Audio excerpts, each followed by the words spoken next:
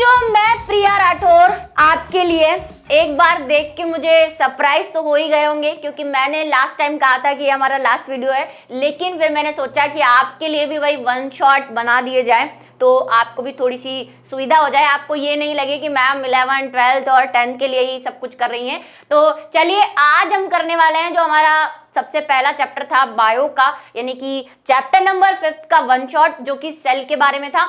मुझे लगता है कि हमने उसे बहुत अच्छे से पढ़ा है और आपको 11th में जाके भी इस चैप्टर में दिक्कत नहीं आएगी। थोड़ा सा डिटेलिंग वहां पे रहेगा लेकिन आपको सेटिस्फेक्शन मिलेगा। तो आज हम उसका वन शॉट करेंगे। कुछ चीजें यहाँ पे जरूर मैं छोड़ूंगी क्योंकि हमने उसको क्लास के अंदर बहुत डिटेल में किया था। आज हम थोड़ा सा एनसीईआरटी को ही लेते हुए चलेंगे। तो चलिए एक बार रिविजन हो जाए चैप्टर नंबर 5 के वन शॉट का। क्या क्या हमने इसके अंदर पढ़ा था तो आपको पता ही है। हमने बहुत सारी चीजें, सेल की खोज, परिभाषा, संरचना, केंद्र, कोशिका द्रव्य और कोशिकांगों के बारे में पढ़ा था। कोशिका विभाजन भी हमने इसके अंदर देखा था। तो चलिए बात करते हैं सूक्ष्मदर्शी की संरचना से। इसके लिए मैंने एक वीडियो डाला था, आपको याद है, प्रैक्टिकल भी दिखाया था। आज नहीं देखेंगे क्योंकि ये सब हम कुछ देख चुके हैं। हमने कहा था कि सेल जो कि बहुत छोटी है, अगर हम देखें तो सेल की खोज शुरू कहां से हुई, तो उसकी खोज की शुरुआत का जो श्रेय है वो जाता है सूक्ष्मदर्शी को, यानी कि माइक्रोस्कोप को। ये माइक्रोस्कोप की खोज जो थी दा विंसी से शुरू हुई थी 15th सेंचुरी के अंदर। 15th सेंचुरी के अंदर जो एक साइंटिस्ट थे दा विंसी, उन्होंने सबसे पहले क्या किया था, पहले वो ऐसे लेंस आया करते थे इस तरह के, आपने कभी अपने कंपास में देखे हो, ऐसा गोल सा लेंस होता है, उसमें डंडी लगी होती है ना, और आंखों के आपने पुरानी फिल्मों में देखा हुआ, ऐसे लगा के देखते हैं गोल सा। तो उन्होंने क्या किया, लेंस को जमा जमा के चीजों को देखने की कोशिश की कि चीजें कैसी दिखती है लेंस के अंदर। तो उन्होंने देखा कि सूक्ष्म वस्तुओं को देखने और आवर्धन करने के लिए हम क्या यूज कर सकते हैं, लेंस का प्रयोग कर सकते हैं। यहीं से शुरुआत हुई कि अगर हम एक लेंस देखें तो कितना बड़ा लगता है, दो लेंस देखें तो कितनी बड़ी चीज दिखती है। ऐसे कर करके सूक्ष्मदर्शी का आविष्कार हुआ। मतलब जैसे इन्होंने शुरुआत तो कर ही दी थी, उसके बाद दो साइंटिस्ट थे, बहुत बीच में गैप रहा, लेकिन उसके बाद 1590 के अंदर दो साइंटिस्ट थे, जेड जेनसन और एच जेनसन। इन्होंने क्या किया, सूक्ष्मदर्शी, और सूक्ष्मदर्शी मैंने आपको बताया थे 3 प्रकार के जनरली अभी हम यूज करते हैं, सिंपल वाले, सरल वाले, फिर संयुक्त वाले और इलेक्ट्रॉन वाले। ये जो आप देखते हैं स्कूल की लैब में, ये संयुक्त सूक्ष्मदर्शी है। तो इसका जो बनाने का श्रेय है, कुछ ऐसा हमने देखा भी था प्रैक्टिकल के अंदर जो हम यूज करते हैं, उनका श्रेय जो जाता है वो जेड जेनसन को जाता है। भाई ये दो भाई थे, इन्होंने क्या किया था, संयुक्त सूक्ष्मदर्शी का आविष्कार किया था। दा विंसी तो सिर्फ सेट कर रहे थे, उन्होंने भी बनाया था लेकिन एक लकड़ी का पुराना टाइप का इस तरह का, देखो पहले ऐसा सूक्ष्मदर्शी बना था, उसके बाद थोड़े थोड़े वेरिएशंस करके इन्होंने संयुक्त सूक्ष्मदर्शी का आविष्कार किया। बाद में जो दो साइंटिस्ट थे, मैं आपको वैसे ही बता देती हूँ, नॉल और रस्का, नॉल व रस्का, दो साइंटिस्ट थे जिन्होंने इलेक्ट्रॉन सूक्ष्मदर्शी बनाया। इलेक्ट्रॉन सूक्ष्मदर्शी आपको मैंने बताया था, उसकी आवर्धन क्षमता बहुत ज्यादा होती है, 1000 के आसपास। कोई भी सेल को वो 1000 से 10,000 गुना बड़ा करके दिखाता है। जो भी पिक्चर्स आप देखते हैं एनसीईआरटी के अंदर, वो सेल्स, वो बहुत छोटी छोटी चीजें, क्रोमोसोम, गुणसूत्र, ये सारी चीजें हमें इलेक्ट्रॉन सूक्ष्मदर्शी से ही देख सकते हैं, इससे नहीं देख सकते, ठीक है। और इलेक्ट्रॉन सूक्ष्मदर्शी की इन्होंने खोज की।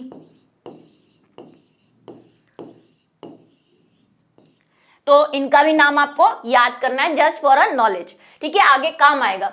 अब बात कर लेते हैं कोशिका की खोज की। तो जब सूक्ष्मदर्शी की खोज हो चुकी थी और संयुक्त सूक्ष्मदर्शी की भी, तो रॉबर्ट हुक ने और उसमें लेंस अलग अलग करके, देखो पहले नीचे एक लेंस लगाया, फिर दूसरे प्रकार का लेंस लगाया। आप कभी आंखों के डॉक्टर के पास जाते हैं तो आपने देखा वो चेक करने के लिए क्या करता है, एक चश्मा लगाता है, फिर उसमें एक लेंस डालता है, आपको बोलता है पढ़ के दिखाओ, फिर दूसरा डालता है, उससे आपको कैसा दिख रहा है। तो ऐसे ही उन्होंने भी क्या किया, जो माइक्रोस्कोप बनाया उसमें लेंस बदल बदल कर देखा, और बदल बदल कर देखा और देखा कि जब भी कोई अलग प्रकार का लेंस लगाते तो आवर्धन क्षमता बढ़ जाती है। आवर्धन क्षमता क्या होती है, किसी चीज को बड़ा करके देखने की क्या क्षमता है, वो बदल जाती। तो उन्होंने सूक्ष्मदर्शी की जो क्षमता थी उसको 4 गुना बढ़ा दिया, और 1665 में 1665 के अंदर रॉबर्ट हुक ने क्या किया, वो एक बार एक कॉर्क। कॉर्क क्या होता है, ये फोटो देखिए जरा आप। ये कॉर्क क्या होता है, पुराने जमाने में कांच की बॉटल्स हुआ करती थी, प्लास्टिक की बॉटल तो थी नहीं। उन बॉटल्स पे जो ढक्कन लगाए जाते थे वो लकड़ी के बने होते थे। लकड़ी जो पेड़ होता है उसकी जो छाल होती है उसके नीचे एक कॉर्क वाला हिस्सा होता है, जब थोड़ा सा आप आगे पढ़ेंगे तो आपको पता चलेगा, उसे हम कॉर्क कहते हैं। तो लकड़ी को काट के ऐसे ढक्कन बनाए जाते थे जिसको कहा जाता था कॉर्क, क्योंकि ये कॉर्क से बना हुआ था। इस कॉर्क का उन्होंने बारीक सेक्शन निकाला और माइक्रोस्कोप के अंदर देखा। माइक्रोस्कोप के अंदर देखा तो उन्हें कुछ ऐसी संरचनाएं दिखाई दी, छोटी छोटी। उन्होंने कहा ये क्या है, तो पहले तो बहुत इस पे रिसर्च चली, किसी ने उसको यूट्रिकुलेरिया कहा, किसी ने सेल्यूकस कहा, लेकिन अल्टीमेटली रॉबर्ट हुक ने इसको क्या नाम दिया, सेल नाम दिया। बाद में उन्होंने क्या कहा, भाई ये कोशिका है, सेल है। हालांकि ये मरी हुई थी, क्योंकि कॉर्क जो है वो मृत होता है, तो ये मृत सेल थी। ठीक है, सबसे पहले रॉबर्ट हुक ने मृत कॉर्क के अंदर क्या किया, सेल की खोज की। तो सेल की खोज करने का श्रेय किसको जाता है, रॉबर्ट हुक को जाता है। और उन्होंने किसमें की थी, कॉर्क के अंदर की थी। ठीक है, नेक्स्ट की तरफ चलें कि अब सेल की खोज तो हो गई, लेकिन सेल है क्या। तो बहुत सारे रिसर्च के बाद हमें पता चला कि सेल हमारी संरचनात्मक एवं कार्यात्मक इकाई है। अब इसका मतलब क्या होता है, संरचनात्मक और कार्यात्मक इकाई का मतलब क्या होता है। संरचना का मतलब होता है स्ट्रक्चर, कि हमारी बॉडी या जितने भी लिविंग थिंग है उन सब की बॉडी स्पेशल एक चीज से बनी हुई है, जिसे हम कह रहे हैं सेल। ठीक है, तो हमारी बॉडी का निर्माण जो है, पूरी जितने भी लिविंग थिंग है, पेड़ पौधे, जितने भी जीव जंतु आप कह रहे हैं, उन सब की जो बॉडी है या शरीर है वो सेल से बना हुआ है। तो उसको बोलते हैं हम स्ट्रक्चरल, जिसकी रचना, हमारी रचना किससे हुई है, सेल से हुई है। तो हमारी संरचनात्मक इकाई है, सबसे छोटी यूनिट है सजीवों की। इसको ये कह सकते हैं कि सजीव की सबसे छोटी इकाई क्या है, सेल है। जैसे आप परमाणुओं के बारे में पढ़ते हैं कि किसी भी तत्व का सबसे छोटा जो हिस्सा है वो परमाणु है, तो इसी तरह हमारी सजीवों का सबसे छोटी इकाई क्या है, सेल है, क्योंकि हम इसी से बने हुए हैं। दूसरा है ये प्रकार्यात्मक है। प्रकार्यात्मक का मतलब फंक्शनल, जितने भी हमारे शरीर में कामकाज हो रहे हैं, ठीक है, हंसना, बोलना, पाचन, श्वसन, उत्सर्जन, जितना भी काम आप कर रहे हैं, रेस्पिरेशन, सब कुछ सेल की बदौलत है, सब में सेल का योगदान है। ठीक है, इसीलिए हम कह रहे हैं कि हमारी जो कोशिका है, अगर हम परिभाषा देना जाए तो जीव की सबसे सूक्ष्मतम इकाई जो संरचनात्मक एवं कार्यात्मक होती है या कार्यात्मक इकाई है, उसे हम क्या कहते हैं, सेल कहते हैं। अब आपको एक सवाल पूछा हुआ है आपके एनसीईआरटी में कि क्यों इसको संरचनात्मक इकाई कहते हैं, तो मैंने आपको जस्ट अभी बताया क्यों कहते हैं, क्योंकि ये स्वतंत्र रूप से जीवन के सभी क्रियाकलापों को करने में सक्षम है। वही सारे कार्य जो है हमारे कौन करती है, सेल करती है। सभी जीव कोशिकाओं से बने होते हैं, यही बात मैंने आपको बताई। कोशिका के अंदर कोशिकांग होते हैं, अभी पढ़ेंगे कि कोशिका के अंदर क्या क्या चीजें होती है, और जो चीजें कोशिका के अंदर होती है उसे हम क्या कहते हैं, कोशिकांग कहते हैं, जिसके कारण कोई कोशिका जीवित रहती है और अपने सभी कार्य करती है। कोशिकांग मिलकर एक मूलभूत इकाई, जिसको हम फंडामेंटल यूनिट कहते हैं, फंडामेंटल का आधार, फंडामेंटल का मतलब आधार, हमारे जीवन का आधार है सेल, जिसे कोशिका कहते हैं। ठीक है, तो ये क्यों कहते हैं भाई, क्यों का आंसर है मैंने लिख दिया है वहां पे। एनसीईआरटी ने पीछे क्वेश्चन पूछा है कि हमारे जीवन की संरचनात्मक एवं कार्यात्मक इकाई कोशिका क्यों है, तो ये आपको लिखना है। नेक्स्ट पे चले। अब है कोशिका सिद्धांत। जब कोशिका की खोज हो गई तो आपको पता है किसी भी चीज की खोज हो जाती है तो उस पर रिसर्च और चलती है। तो रिसर्च पे दो साइंटिस्ट थे जिनका नाम था श्लाइडेन और श्वान। ठीक है, श्लाइडेन और श्वान जो थे ये दो साइंटिस्ट थे। इन्होंने क्या किया, कोशिका को देखा और एक प्रिंसिपल दिया कि कोशिका क्या है, कैसे है और क्या काम करती है। तो एक सिद्धांत प्रस्तुत किया जिसे हम कहते हैं सेल थ्योरी या कोशिका सिद्धांत। क्या कहा इन्होंने पहली बात यही कही कि सभी सजीव जो है वो किससे बने होते हैं, कोशिका से बने होते हैं। कोशिका सजीवों की संरचनात्मक एवं कार्यात्मक इकाई होती है, वही जो हम ऊपर पढ़ के आए। ठीक है, और तीसरा कोशिका आनुवंशिक एकक होती है, कि जो भी हम ये कहते हैं, आनुवंशिक एकक का मतलब क्या होता है, यूनिट ऑफ हेरिडिटी। पहले तो आपको मतलब समझना होगा आनुवांशिक क्या होता है। ठीक है, हम जैसे हैं हमारे पेरेंट्स से हम में कुछ लक्षण आते हैं, हम हमारे पेरेंट्स से बहुत मिलते जुलते हैं। ठीक है, फिर हमारे जब बच्चे होंगे तो वो हमसे मिलते जुलते हैं।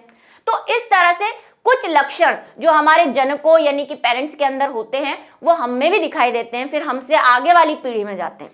इसको कहते हैं आनुवंशिकता यानी कि हेरिडिटी। लक्षणों का एक पीढ़ी से दूसरी पीढ़ी में जाना। अब ये लक्षण किस वजह से जा पाते हैं? ये लक्षण जा पाते हैं कोशिका के अंदर एक आनुवंशिक पदार्थ होता है जिसके बारे में हम पढ़े हुए हैं, डीएनए। डीएनए क्या होता है अभी हम बात करेंगे धीरे धीरे इसके बारे में। कोशिका के अंदर एक सूत्र जैसी संरचना होती है, इसे हम कहते हैं डीएनए, केंद्रक के अंदर होती है। ये डीएनए ही हमारा लक्षण, जो भी लक्षण आप में प्रदर्शित हो रहे हैं ना, ये बाल काले हैं, कलर गोरा है, काला है, लंबी हाइट है, जो भी कुछ आपके अंदर लक्षण दिख रहे हैं, आप छोटे हो, मोटे हो, पतले हो, जैसे भी हो, ये सारे लक्षण आपका डीएनए आपको देता है। Deoxy nucleic acid full form है इसकी, डीऑक्सी न्यूक्लिक एसिड। तो इसकी वजह से हमें लक्षण उत्पन्न होते हैं। और अगर कोई लक्षण एक पीढ़ी से दूसरी पीढ़ी में जा रहा है, इसका मतलब कि वो डीएनए की वजह से जा रहा है।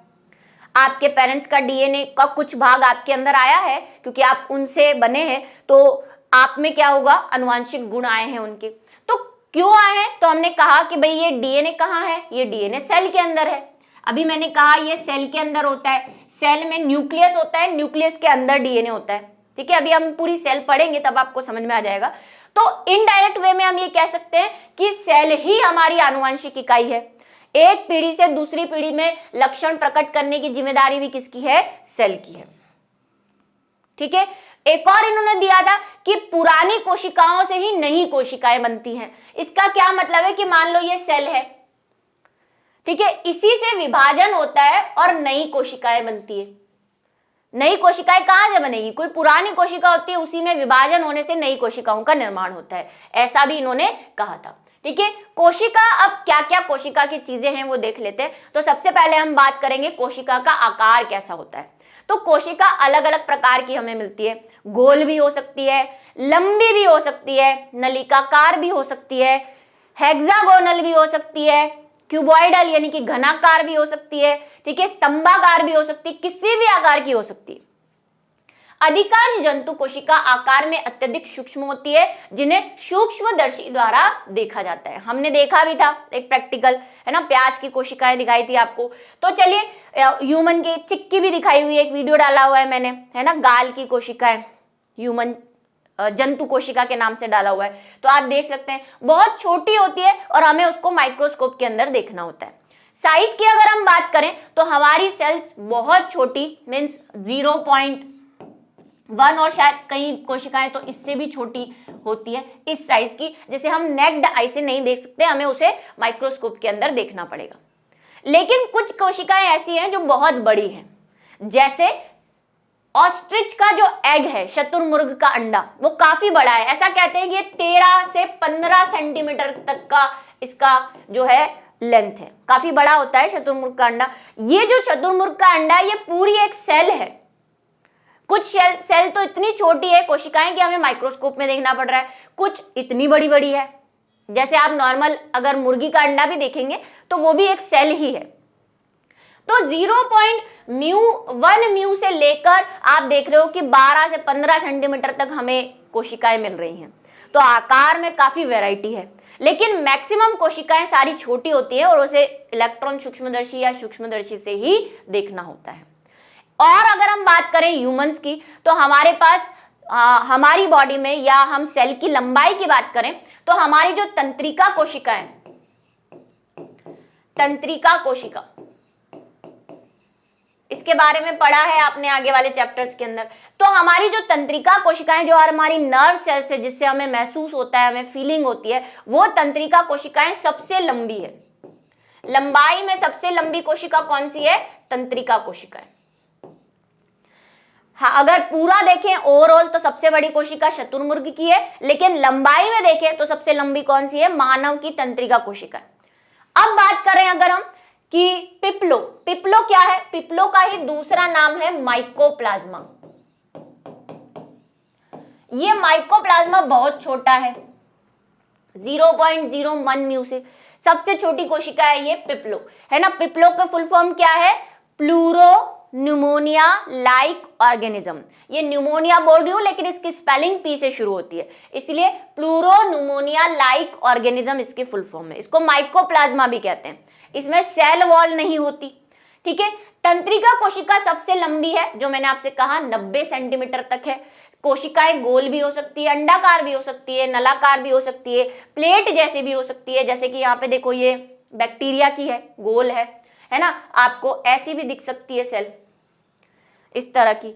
आपको ये देखो, ये तंत्रिका कोशिका है, कैसी शेप की है ना, ऐसे शेप की होती है, तारा का है, तो ये सबसे लंबी भी हो सकती है।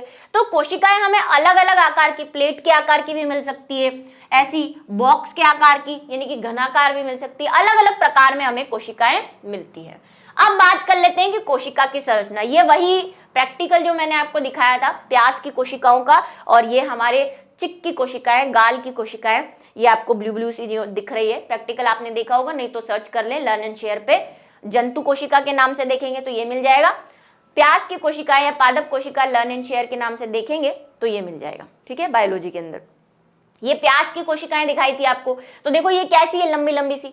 और ये वाली जो हमारी गाल की कोशिकाएं थी वो कैसी थी, अजीब ही शेप की थी। हमने कहा था इनका शेप फिक्स नहीं है, और बीच में हमें न्यूक्लियस भी दिखा था, यहाँ पे भी आपको दिख रहा होगा ये, ठीक है। तो न्यूक्लियस भी दिखा था। तो अगर हम बात करें कि संख्या कितनी हो सकती है कोशिकाओं की, तो ये संख्या डिपेंड करेगी कि जीव कितना बड़ा है और कैसा है। जैसे अंडे में एक ही कोशिका है, इतना बड़ा अंडा शुतुरमुर्ग का, लेकिन कोशिका सिर्फ एक। अमीबा क्या है, एक कोशिकीय है। तो ऐसे कुछ जीव हमारे पास प्रेजेंट है जो केवल एक कोशिकीय। एक कोशिका को इंग्लिश में क्या बोलते हैं, यूनिसेल्यूलर। यूनि का मतलब एक, सेल्यूलर का मतलब सेल। ऐसे जीव जिसमें केवल एक कोशिका पाई जाती है वो क्या कहलाते हैं, यूनिसेल्यूलर कहलाते हैं। उदाहरण क्या है इसका, अमीबा। उदाहरण क्या है, अमीबा आपको याद रखना है, ठीक है। इन्हें अकोशिकीय जंतु भी कहते हैं। पहले ऐसे बोलते थे कि इसमें कोशिका है ही नहीं, तो इनको अकोशिकीय जंतु भी कहते हैं, एसेल्यूलर भी कहते हैं। दूसरे होते हैं मल्टी सेल्यूलर, जिसको हम कहते हैं बहुकोशिकीय। ऐसे जीव जिसमें बहुत सारी कोशिकाएं होती हैं, जैसे कि प्लांट्स है, एनिमल, हम हैं, ठीक है। ये सब जो है ये कैसे हैं, मल्टी सेल्यूलर है। उदाहरण दे सकते हो आप मल्टी सेल्यूलर के, है ना, मानव, और मेरे हिसाब से तो सीधा लिख दो जंतु, क्योंकि मैं आपको पहले ही बता चुकी हूँ कि विज्ञान में भाई दो ही कैटेगरी है, या तो एनिमल या प्लांट, और चाहते न चाहते हुए आप एनिमल हो, है ना। अगर आपको कोई एनिमल कह रहा है तो वो गलत नहीं है, साइंटिफिकली आप एनिमल ही हो, ठीक है। प्लांट्स, ये सब बहुकोशिकीय होता है। हमारा शरीर बहुत सारी कोशिकाओं से बना हुआ है, बहुत सारी। जैसे हमने चिक में से एक बिल्कुल जरा सा चीज निकाली थी, उसमें कितनी सारी सेल्स निकल गई, ठीक है। एक बूंद अगर हमने चिक से कुछ लिया है तो उसके अंदर करोड़ों सेल्स हो सकती है। एक एवरेज अगर हम लगाएं कि कितनी सेल्स हम में हो सकती है, तो ऐसा कहते हैं कि अगर 60 किलो का कोई आदमी है, मेल फीमेल कोई भी हो सकता है, कोई ह्यूमन है, तो उसके अंदर 60 × 10⁻15 की संख्या में क्या हो सकती है, सेल हो सकती है, लगभग, इससे ज्यादा भी हो सकती है। तो मिलियंस ऑफ सेल हम में है। जो एक कोशिकीय होंगे उसमें एक ही सेल रहेगी, जो मल्टी सेल्यूलर होंगे वो डिपेंड करेगा कि किसमें कितनी सेल्स हैं, ठीक है, वो डिपेंड करेगा उस एनिमल पे। कोशिका के भाग और संगठन। अब ये कोशिका कैसे बनी हुई है, ये कोशिका है क्या, इसके बारे में अब हम देखेंगे। तो कोशिका की अगर हम बात करें तो कोशिका की संरचना में हम बात करते हैं कि सबसे पहले आती है कोशिका भित्ति, उसके बाद आता है कोशिका द्रव्य, उसके बाद आते हैं कोशिकांग, और उसके बाद आता है केंद्रक। ये मेनली हम इन 4 पॉइंट्स पे बात करने वाले हैं और देखेंगे। अब पहले मैं आपको एक रफ डायग्राम बना देती हूँ सेल का, यहाँ पे क्या होता है कोशिका के अंदर। देखो, कोशिकाएं भी 2 प्रकार की होती है, एक होती है पादप कोशिका यानी कि प्लांट सेल, और एक होती है एनिमल सेल। अभी जो मैं सेल बना रही हूं वो पहले मैं नॉर्मल सेल बनाऊंगी और आपको बता दूंगी कि प्लांट सेल में क्या डिफरेंस रहेगा, ठीक है। सेल की अगर हम बात करें तो सबसे पहले हमने किसकी बात की, एक क्या होगी, सबसे बाहर की तरफ एक लेयर होती है, एक भित्ति होती है, एक परत होती है, जो भी आप बोलें, इसको कहते हैं कोशिका भित्ति। कोशिका भित्ति। इसके अंदर एक और लेयर होती है, हम सेल देख रहे हैं, ठीक है, कोशिका देख रहे हैं हम, एक और होती है जिसे हम कहते हैं कोशिका झिल्ली।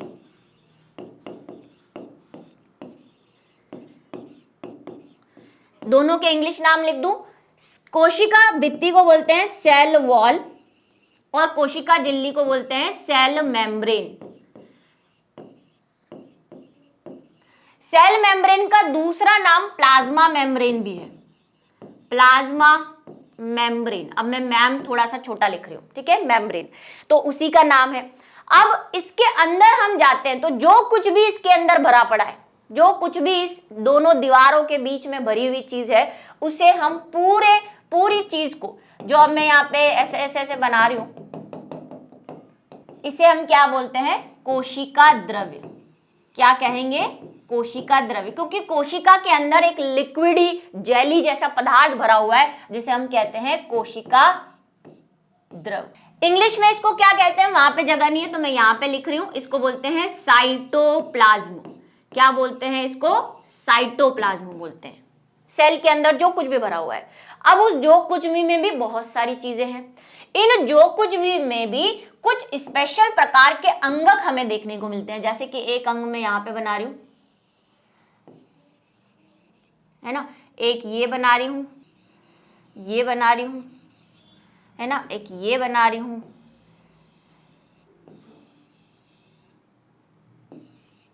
ये कुछ चीजें मैंने बनाई यहाँ पे।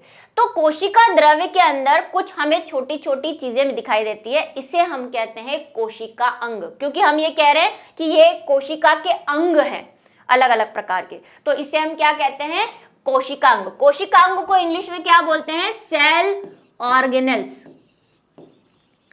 Cell organelles. अब ये सेल ऑर्गेनेल्स हमारे पास बहुत प्रकार के हैं, जैसे कुछ नाम मैं यहाँ पे लिख देती हूँ, हमें जो जो पढ़ने हैं। हमें पढ़ना है माइटोकॉन्ड्रिया, ये माइटोकॉन्ड्रिया है, इसको मान लेती हूं मैं ये रिक्तिका है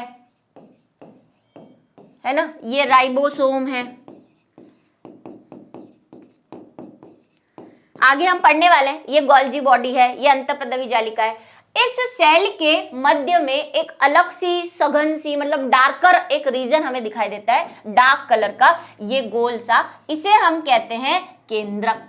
क्या कहते हैं इसे, केंद्रक। तो ये आ गया केंद्रक, न्यूक्लियस, ठीक है। बीच में, जनरली बीच में होता है, ऐसा नहीं है सभी जगह बीच में मिलेगा, लेकिन एक अलग सा रीजन होता है जिसे हम कहते हैं केंद्रक। इसी केंद्रक के अंदर हमें, जो मैंने आपसे डीएनए की बात की थी, वो डीएनए यहीं पे मिलता है। गुणसूत्र बोलो, डीएनए बोलो, आप ये चैप्टर पढ़ चुके हैं मुझसे, तो आपको पता है कि दोनों चीजें क्या डिफरेंस है और सेम ही है, ठीक है। तो यहाँ पे मिलता है हमें वो डीएनए, मतलब सेल में ही मिलता है, सेल के अंदर न्यूक्लियस में मिलता है। तो ये होती है एक टिपिकल यानी कि प्रारूपिक सेल। अब जंतु और प्लांट सेल में क्या अंतर है ये मैं आपको बताती हूँ। देखो, अगर एनिमल सेल की हम बात करते हैं तो एनिमल सेल में कोशिका भित्ति नहीं होती। क्या नहीं होती, कोशिका भित्ति। ये जो बाहर वाली भित्ति है ना, ये नहीं होती है किसके अंदर, एनिमल सेल के अंदर। प्लांट सेल के अंदर ये दोनों चीजें होती है, ये एक तो बेसिक डिफरेंस है। दूसरा, जो प्लांट सेल होती है ना, उसका शेप कुछ ऐसा होता है जैसा मैंने यहाँ बनाया है, जबकि एनिमल सेल थोड़ी सी राउंडेड हो सकती है, ऐसी भी होती है, लेकिन मैक्सिमम हमें ऐसी दिखाई देगी। देखिए, जैसे मैंने आपको प्याज की दिखाई, देखो कैसी थी, वो लंबी सी थी, और गाल वाली दिखाई थी, वो कुछ ऐसी थी, ठीक है। दूसरी और क्या चीज होती है, जो प्लांट सेल होती है ना, उसमें न्यूक्लियस मैंने यहाँ पे केंद्र में बनाया है, लेकिन केंद्र में नहीं होता, थोड़ा सा साइड के अंदर होता है, इस साइड, ठीक है। जबकि एनिमल सेल में बिल्कुल बीच के अंदर होता है। ऐसा क्यों होता है, क्योंकि प्लांट सेल में बहुत बड़ी रिक्तिका पाई जाती है। मैंने यहाँ छोटी सी रिक्तिका बनाई है, लेकिन बहुत बड़ी रिक्तिका पाई जाती है प्लांट सेल के अंदर। अब वो रिक्तिका पाई जाती है तो पूरी सेल को वही घेर लेती है और न्यूक्लियस को यहाँ धक्का दे देती है, ठीक है। ये कुछ बेसिक डिफरेंस होते हैं प्लांट और एनिमल सेल के अंदर। तो अभी हमें इन सबको पढ़ना है। सबसे पहले हम बात करने वाले हैं प्लाज्मा झिल्ली। ये प्लाज्मा झिल्ली यहाँ लिखा है, प्लाज्मा मेम्ब्रेन, कोशिका झिल्ली, इसी को प्लाज्मा झिल्ली भी कहते हैं। तो अभी हम सबसे पहले कौन पढ़ने वाले हैं, ये अंदर वाली लेयर की बात करने वाले हैं। प्लाज्मा झिल्ली, जिसको हम सेल मेम्ब्रेन भी कह रहे हैं, प्लाज्मा मेम्ब्रेन भी कह रहे हैं, कोशिका झिल्ली भी कह रहे हैं और प्लाज्मा झिल्ली भी कह रहे हैं, उसकी बात हम करने वाले हैं। ठीक है, चलिए तो किसकी बात करेंगे हम, कोशिका झिल्ली यानी कि प्लाज्मा मेम्ब्रेन की। यहां पे लिख दूं, प्लाज्मा झिल्ली की बात करने वाले हैं हम। अब प्लाज्मा झिल्ली क्या है, तो भाई क्या है, अभी हमने देखा कि प्लाज्मा झिल्ली जो है कोशिका के सबसे बाहर की परत है। अगर एनिमल सेल की बात करें, प्लांट में तो भाई एक और आ जाएगी, भित्ती आ जाएगी, लेकिन अगर नॉर्मल हम बात करें तो हम कह रहे हैं कि ये क्या करती है, सबसे बाहर वाली लेयर है और ये बाहरी वातावरण से अलग करती है सेल को, कि बाहर जो भी चीज चल रही है उससे सेल को अलग करके रखे हुई है, बचा के रखी हुई है, सुरक्षा करके रखी हुई है। ठीक है, प्लाज्मा झिल्ली कुछ पदार्थों को अंदर अथवा बाहर आने जाने देती है। यह अन्य पदार्थों की गति को भी रोकती है। भाई यहाँ पे क्या है, प्लाज्मा झिल्ली बहुत ही स्पेशल है, इसकी मर्जी होती है उसको ये अंदर आने देती है, जिसकी मर्जी नहीं होती उसको अंदर नहीं आने देती है। इसका एक गुण है जिसके बारे में अभी हम पढ़ेंगे। कोशिका झिल्ली को इसीलिए वर्णात्मक पारगम्य कहते हैं, इसी को हम चयनात्मक पारगम्य भी कहते हैं। क्या मतलब है इसका, कि भाई इसकी क्या है, ये मैंने अभी कहा कि किसी चीज को अंदर आने देगी, किसी को नहीं आने देगी, मतलब कि ये सेलेक्टिव है। वर्णात्मक का मतलब होता है सेलेक्टिव, चयनात्मक का मतलब भी होता है सेलेक्टिव, चयन करते हैं ना हम किसी चीज का। तो प्लाज्मा झिल्ली जैसे पानी है, पानी को तो आराम से आने जाने देती है, लेकिन मान लो कोई विटामिन है, सोडियम है ना, क्लोराइड है, कोई ग्लूकोज है, उन सबको इसकी मर्जी होती है तो आने देगी, नहीं तो नहीं आने देगी। इसीलिए हम कह रहे हैं कि हमारी जो प्लाज्मा झिल्ली है सेल की, वो कैसी है, वर्णात्मक पारगम्य। पारगम्य का मतलब होता है परमिएबल, किसको आने देना है किसको नहीं आने देना है वो। ठीक है, तो हमारी प्लाज्मा झिल्ली क्या है, परमिएबल है। अब ये प्लाज्मा झिल्ली देखो यहाँ पे ब्लू कलर की, सब में अलग अलग दिखाई देती है। ये सेल के शेप भी है, ये भी देखो एक सेल है लेकिन कितनी अलग है, ये भी एक सेल है, अलग है। कई बार प्लाज्मा झिल्ली में ऐसे फोल्ड्स भी पाए जाते हैं, ऐसा हमारी आंत के अंदर देखने को मिलती है इस प्रकार की सेल। इसमें क्या होती है, प्लाज्मा झिल्ली ऐसे फोल्ड हो जाती है ऊपर की तरफ, ताकि हमारे खाने का अच्छे से अवशोषण हो पाए। पढ़ेंगे आप इसके बारे में 10th के अंदर। ठीक है, चलिए अब क्या है, पदार्थों की गति कैसे करती है प्लाज्मा झिल्ली। तो प्लाज्मा झिल्ली की पदार्थों की गति करने के लिए अभी मैंने कहा इसका भाई बहुत स्ट्रिक्ट मामला है, सबको आने नहीं देती। एक विशेष आकार और परिमाप के अणु ही प्रवेश कर सकते हैं, जैसे कि जल में घुले खनिज या गैसें। ये किसी चीज को स्पेशली जैसे जल को आने देगी, कुछ खनिजों को आने देती है, इसीलिए इसे वर्णकी या चयनात्मक पारगम्य कहते हैं। ये क्वेश्चन पूछा हुआ है कि सेल मेम्ब्रेन को या प्लाज्मा झिल्ली को वर्णात्मक पारगम्य क्यों कहते हैं, क्योंकि ये कुछ विशेष प्रकार के आकार और परिमाप के अणुओं को ही अंदर या बाहर जाने देती है। ठीक है, कार्बन डाइऑक्साइड अथवा ऑक्सीजन कोशिका झिल्ली में आर पार विसरण प्रक्रिया द्वारा आ जा सकते हैं। इस पे भी क्वेश्चन है एनसीईआरटी के अंदर कि CO2 का परिवहन कैसे होता है। एक क्वेश्चन दिया हुआ है ब्लू कलर का, तो देखो यहाँ पे CO2 और ऑक्सीजन और जितनी भी गैसेस हैं उन सब का परिवहन प्लाज्मा झिल्ली में विसरण के द्वारा होता है। अब ये विसरण क्या है, देखो ये सेल है, ठीक है, यहाँ पे बाहर की तरफ CO2 है, ये बाहर का वातावरण है ना, कोई भी वातावरण, यहाँ पे ब्लड भी हो सकता है हमारा, अंदर भी हो सकता है, लेकिन सेल के बाहर की चीज है। अब उसके बाहर कुछ भी हो, खाली हवा हो या खून हो शरीर के अंदर का, वो हमें मैटर नहीं कर रहा। यहाँ पे ऑक्सीजन है, सेल को क्या चाहिए, सेल को चाहिए कि ये ऑक्सीजन अंदर आ जाए और सेल के अंदर भी कार्बन डाइऑक्साइड है तो वो बाहर भेज दे। कुछ भी हो सकता है, अंदर लेना बाहर जाना, दोनों चीजों की बात कर रही हूं मैं। तो देखो यहाँ पे क्या होगा, यहाँ पे भी CO2 है, यहाँ पे भी कुछ मात्रा में ऑक्सीजन है। एक प्रकृति होती है गैस की कि वो हमेशा अपनी अधिक मात्रा से कम मात्रा की तरफ जाती है, अपनी अधिक मात्रा से कम मात्रा की तरफ जाती है। अब सेल में क्या है, हमेशा कार्बन डाइऑक्साइड बनती रहती है। क्यों बनती रहती है इसकी बात आगे आप क्लासेस में करेंगे, बनती रहती है और ऑक्सीजन उसे चाहिए, बाहर से लेनी होती है। तो ये क्या करती है, कार्बन डाइऑक्साइड को तो बाहर फेंक देती है, ऑक्सीजन को अंदर ले लेती है। कार्बन डाइऑक्साइड उसे चाहिए नहीं, लेकिन उसके अंदर बन रही है तो उसे बाहर निकालनी होती है। तो ये जो प्रक्रिया होती है इसको हम कहते हैं विसरण। ये विसरण कैसे होता है, झिल्ली में किसी भी पदार्थ का अपनी अधिक सांद्रता से कम सांद्रता की ओर जाना। देखो वायुमंडल में कितनी कार्बन डाइऑक्साइड है आपको पता है? 0.03। मान लो सेल के अंदर 1% कार्बन है, 1% ही बोल रही हूं, लेकिन अब देखो किसकी मात्रा ज्यादा है? इधर ज्यादा है ना CO2, उधर कम है कार्बन डाइऑक्साइड। तो कोई भी पदार्थ क्या करता है, स्पेशली गैसेस और कोई भी पदार्थ, वो क्या करता है? अपनी अधिक सांद्रता, इसकी सांद्रता कहाँ ज्यादा है? सांद्रता को आप मतलब ले सकते हो मात्रा से। अगर आपको सांद्रता शब्द नहीं समझ में आ रहा, आप लो मात्रा, कितनी मात्रा है, कितनी क्वांटिटी है। तो यहाँ पे 1 है और यहाँ पे 0.03 है, उधर कम है, तो ये क्या करेगी? CO2 उधर चली जाएगी, सेल से बाहर निकल जाएगी सेल से। और इधर ऑक्सीजन कितनी होती है? 21% होती है वायुमंडल के अंदर, और यहाँ पे कम है, मान लो यहाँ पे 10% ही है, ठीक है, मान लो यहाँ पे कितनी है? 10% ही है। तो क्या होगा? वही सेम चीज, उधर ज्यादा है तो उधर से किधर आ जाएगी? सेल के अंदर आ जाएगी। लेकिन इन सब का कंट्रोल होता किसके पास है? हमारी सेल मेम्ब्रेन के पास। सबको आना जाना नहीं करने देती है, जिसकी मर्जी होती है उसको आने देती है। जैसे अभी यहाँ पे कहा गया है कि कार्बन डाइऑक्साइड और ऑक्सीजन को तो आने जाने देती है, और किससे? विसरण से। ये विसरण है, किसी भी चीज का अपनी अधिक सांद्रता से कम सांद्रता की ओर जाना, मात्रा की ओर जाना। अब है कोशिका में पदार्थों की गति कैसे होती है। तो हमने देख ली कि कोशिका में पदार्थों की गति कैसे हुई। कोई भी पदार्थ है वो क्या करेगा? अपनी अधिक मात्रा से, अधिक मात्रा जिसको हम सांद्रता भी कह सकते हैं, कम सांद्रता की ओर जाएगा। और इस प्रक्रिया को हम क्या कहते हैं? विसरण भी कहते हैं। परासरण भी ऐसे ही होता है, अभी परासरण भी आएगा जब हम उसकी बात करेंगे।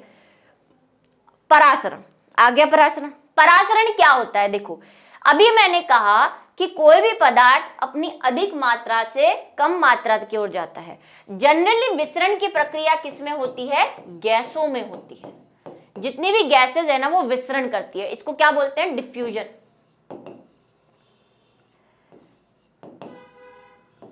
अब मान लो मेरे पास सेल के बाहर कोई ग्लूकोज पड़ा हुआ है, ये सेल है, ठीक है, यहां पे ग्लूकोज है और यहां पे सेल में ग्लूकोज कम है, यहां पे कम ग्लूकोज है।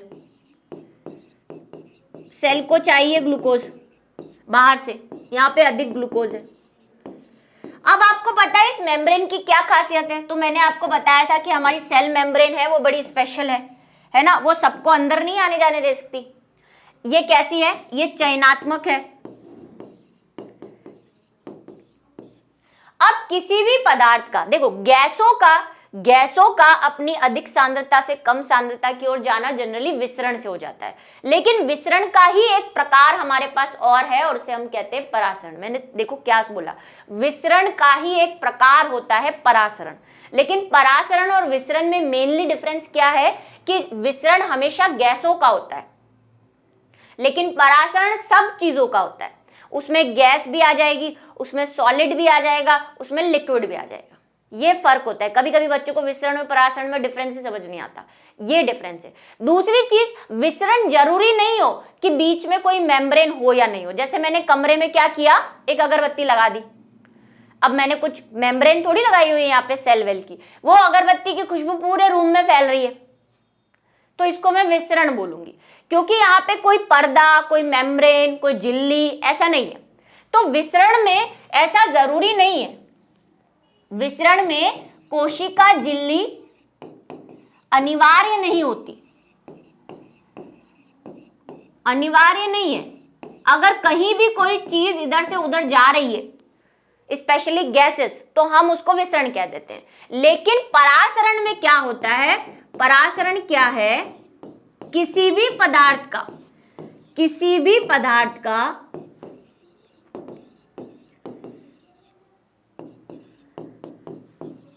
किसी चयनात्मक, और चयनात्मक का एक और नाम है अर्धपारगम्य भी कहते हैं इसको, अर्धपारगम्य झिल्ली द्वारा अधिक सांद्रता से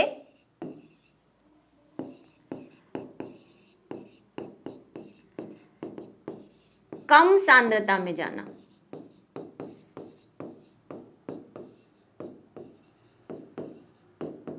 यहां पे भी अधिक से कम में जा रहा है, लेकिन गैसें जा रही है। यहां पे कोई भी पदार्थ, मैंने लिखा किसी भी पदार्थ का, उसमें ठोस भी हो सकती है, गैस भी हो सकती है, द्रव्य भी हो सकता है। दूसरी कंडीशन, यहां पे कोशिका झिल्ली हो ऐसा जरूरी नहीं है। जैसे मैंने अभी कमरे में अगरबत्ती का एग्जांपल दिया, यहां पे कोशिका झिल्ली अनिवार्य है। अगरबत्ती की खुशबू कमरे में फैल रही है, आप उसको परासरण नहीं कह सकते। क्यों? क्योंकि वहां पे कोई झिल्ली नहीं है। और झिल्ली से मेरा मतलब सिर्फ पर्दे से नहीं है, झिल्ली से मेरा मतलब है कोशिका की झिल्ली से। ठीक है, झिल्ली से मेरा मतलब है कोशिका की झिल्ली से। तो यहां पे अगर ये ग्लूकोज इधर से उधर जा रहा है ऐसे, तो ये परासरण है, ये परासरण है। अब आप बोलेंगे कि मैम आपने यहाँ पे भी भाई झिल्ली से इधर उधर किया है, लेकिन मैं अगर ये झिल्ली हटा भी दूं और ये नॉर्मली जैसे हम कर रहे हैं, भाई हमारे यहाँ पे भी तो गैसेस घूम रही है इधर से उधर, ये विसरण ही हो रहा है एक तरह से। मैंने ये नहीं कहा कि ये झिल्ली होनी ही चाहिए। और दूसरी कंडीशन भी यहाँ अप्लाई हो रही है कि गैसों में जब होता है तो हम उसे विसरण कहते हैं। तो देखो यहाँ गैसेस आ जा रही है, इसीलिए हम इसको विसरण कह रहे हैं। और विसरण का ही एक प्रकार क्या होता है? परासरण होता है। ठीक है, तो ये परासरण की परिभाषा है। किसी अर्ध पारगम्य या वर्णात्मक झिल्ली द्वारा किसी भी पदार्थ का अपनी अधिक सांद्रता से कम सांद्रता की ओर गति करना क्या कहलाता है? परासरण कहलाता है। ठीक है, अब परासरण की बहुत सारी कंडीशंस है कि पदार्थ अपनी अधिक सांद्रता से कम सांद्रता की ओर जा रहा है, बिल्कुल सही मैम, लेकिन ये 3 कंडीशंस पे काम करता है। इसकी शर्तें हैं, कुछ शर्तें हैं इसकी कि भाई पदार्थ कैसे जाएगा, किधर से किधर जाएगा, कोशिका में कैसे गति करेगा, इसकी 3 शर्तें हैं। उसके पहले आपको 2-3 चीजें समझनी पड़ेंगी। क्या समझनी पड़ेगी? कि कोई भी पदार्थ होता है, विलयन जिसको हम कहते हैं। अब विलयन क्या होता है ये सुनो। विलयन 2 चीजों से मिलकर बना होता है। एक होता है विलायक, वैसे तो आप ये केमिस्ट्री के अंदर पढ़ के आए हैं। दूसरा होता है विलेय। ठीक है, ये हमने क्लास में भी पढ़ा है, फिर से पढ़ा रही हूं। विलायक कुछ भी हो सकता है, जल भी हो सकता है, एल्कोहल भी हो सकता है, कुछ भी हो सकता है, कुछ भी चीज हो सकती है, कुछ भी द्रव्य चीज हो सकती है, लिक्विड हो सकता है कोई भी। विलेय क्या होता है? विलेय कुछ भी हो सकता है, नमक डाल दो, शक्कर डाल दो, ग्लूकोज डाल दो, कोई भी चीज अगर आप किसी के अंदर घोल रहे हैं और दोनों चीजों को मिला के जो चीज बना रहे हैं उसको हम विलयन कहते हैं। तो विलयन हमारे पास 3 प्रकार के होते हैं। कितने प्रकार के विलयन होते हैं हमारे पास? 3 प्रकार के। एक होता है समपरासरी, एक होता है अतिपरासरी, बस 2 ही रहने दो, तीसरा छोड़ दो, अभी तीसरा आपके काम नहीं आएगा। समपरासरी और अतिपरासरी 2 प्रकार के विलयन है हमारे पास। ठीक है, समपरासरी का मतलब क्या होता है? समपरासरी का मतलब यह है कि अगर ये विलयन है, अगर ये विलयन है, ठीक है, इसकी कोई ना कोई किसी चीज से मिलके बना हुआ है, भाई 2 चीजों से मिलके हमने इसको बनाया हुआ है। मान लो इसमें जल है बाहर, ठीक है, और यहां पे मैंने एक सेल डाल दी, यहां पे मैंने कोई कोशिका डाल दी। तो अगर ये जो विलयन है बाहर वाला, उसकी सांद्रता सेल की सांद्रता से बराबर है, बिल्कुल। अल्प परासरी भी पढ़ी लो, ठीक है, अल्प परासरी, अल्प परासरी। अगर सेल में जो चीजें घुली हुई है और यहां पे जो चीजें घुली हुई है अगर वो सेम मात्रा में है, जैसे उदाहरण देती हूं मैं आपको, अगर 100 ml जल है हमारे पास यहां पे बाहर और 10 ml शक्कर है बाहर की तरफ, और ऐसा कैसा सेल में भी है, सेल में भी 100 ml जल है और 10 ग्राम शक्कर है ना, ग्राम कर देना, मैंने ml लिख दिया, शक्कर तो ग्राम में वेट होगी। तो देखो यहाँ पे भी 100 ml पानी है, 10 ग्राम शक्कर है, अंदर भी 100 ml पानी है, 10 ग्राम शक्कर है। इसका मतलब ये कैसा विलयन है? ये समपरासरी है। सम का मतलब होता है समान, इसकी सांद्रता समान है, इसके अंदर जो सेल रखी हुई है उससे समान है, तो इसको क्या बोलेंगे? समपरासरी विलयन। समझ में आया? तो पहली कंडीशन हम क्या बोल रहे हैं, यदि कोशिका को तनु विलयन वाले माध्यम में अर्थात जल में शक्कर अथवा नमक की कम और जल की मात्रा ज्यादा होती है, में रखा जाता है तो जल परासरण विधि द्वारा जल कोशिका के अंदर प्रवेश करेगा। इसे हम क्या बोल रहे हैं, अल्प परासरणी दाब विलयन कह रहे हैं।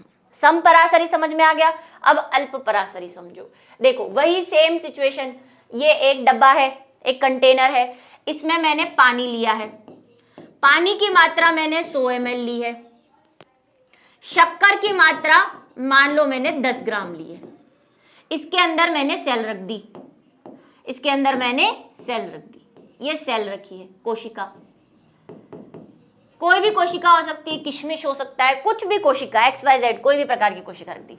इसमें पानी है 100 ml, लेकिन हमने इसमें शक्कर कितनी डाल रखी है, 20 ग्राम शक्कर डाल रखी है।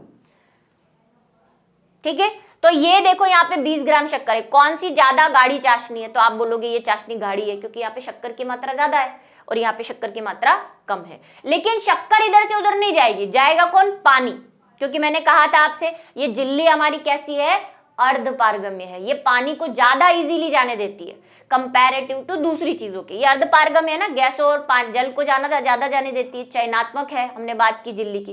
तो देखो ये पानी क्या करेगा, यहाँ पे चाशनी ज्यादा है, यहाँ पे चाशनी कम है, तो ये पानी किधर जाएगा, कोशिका के अंदर जाएगा। इसको क्या बोलेंगे, इसको बोलेंगे अंतः परासरण, क्योंकि पानी कहाँ जा रहा है, अंदर जा रहा है।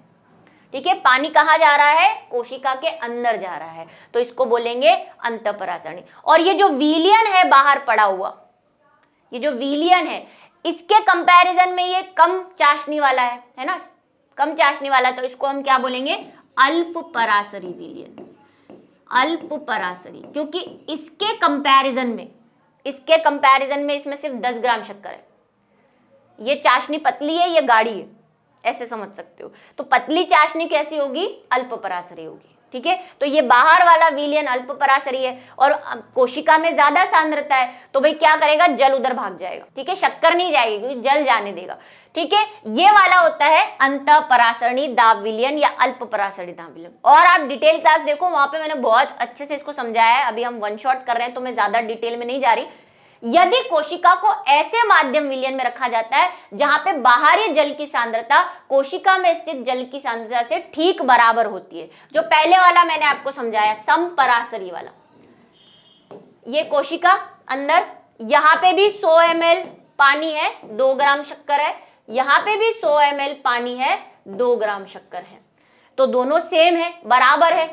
ठीक है, बराबर होगा तो क्या होगा, ऐसा विलयन क्या कहलाता है, समपरासरी, दोनों की मात्रा समान है, समपरासरी है, क्योंकि इसमें भी 2 ग्राम, इसमें भी 2 ग्राम, इसमें भी 100 ml, इसमें भी 100 ml, तो इसमें क्या होगा, कोई भी गति नहीं होगी, ये ऐसे की ऐसी रहेगी कोशिका, ना तो पानी अंदर जाएगा ना बाहर जाएगा।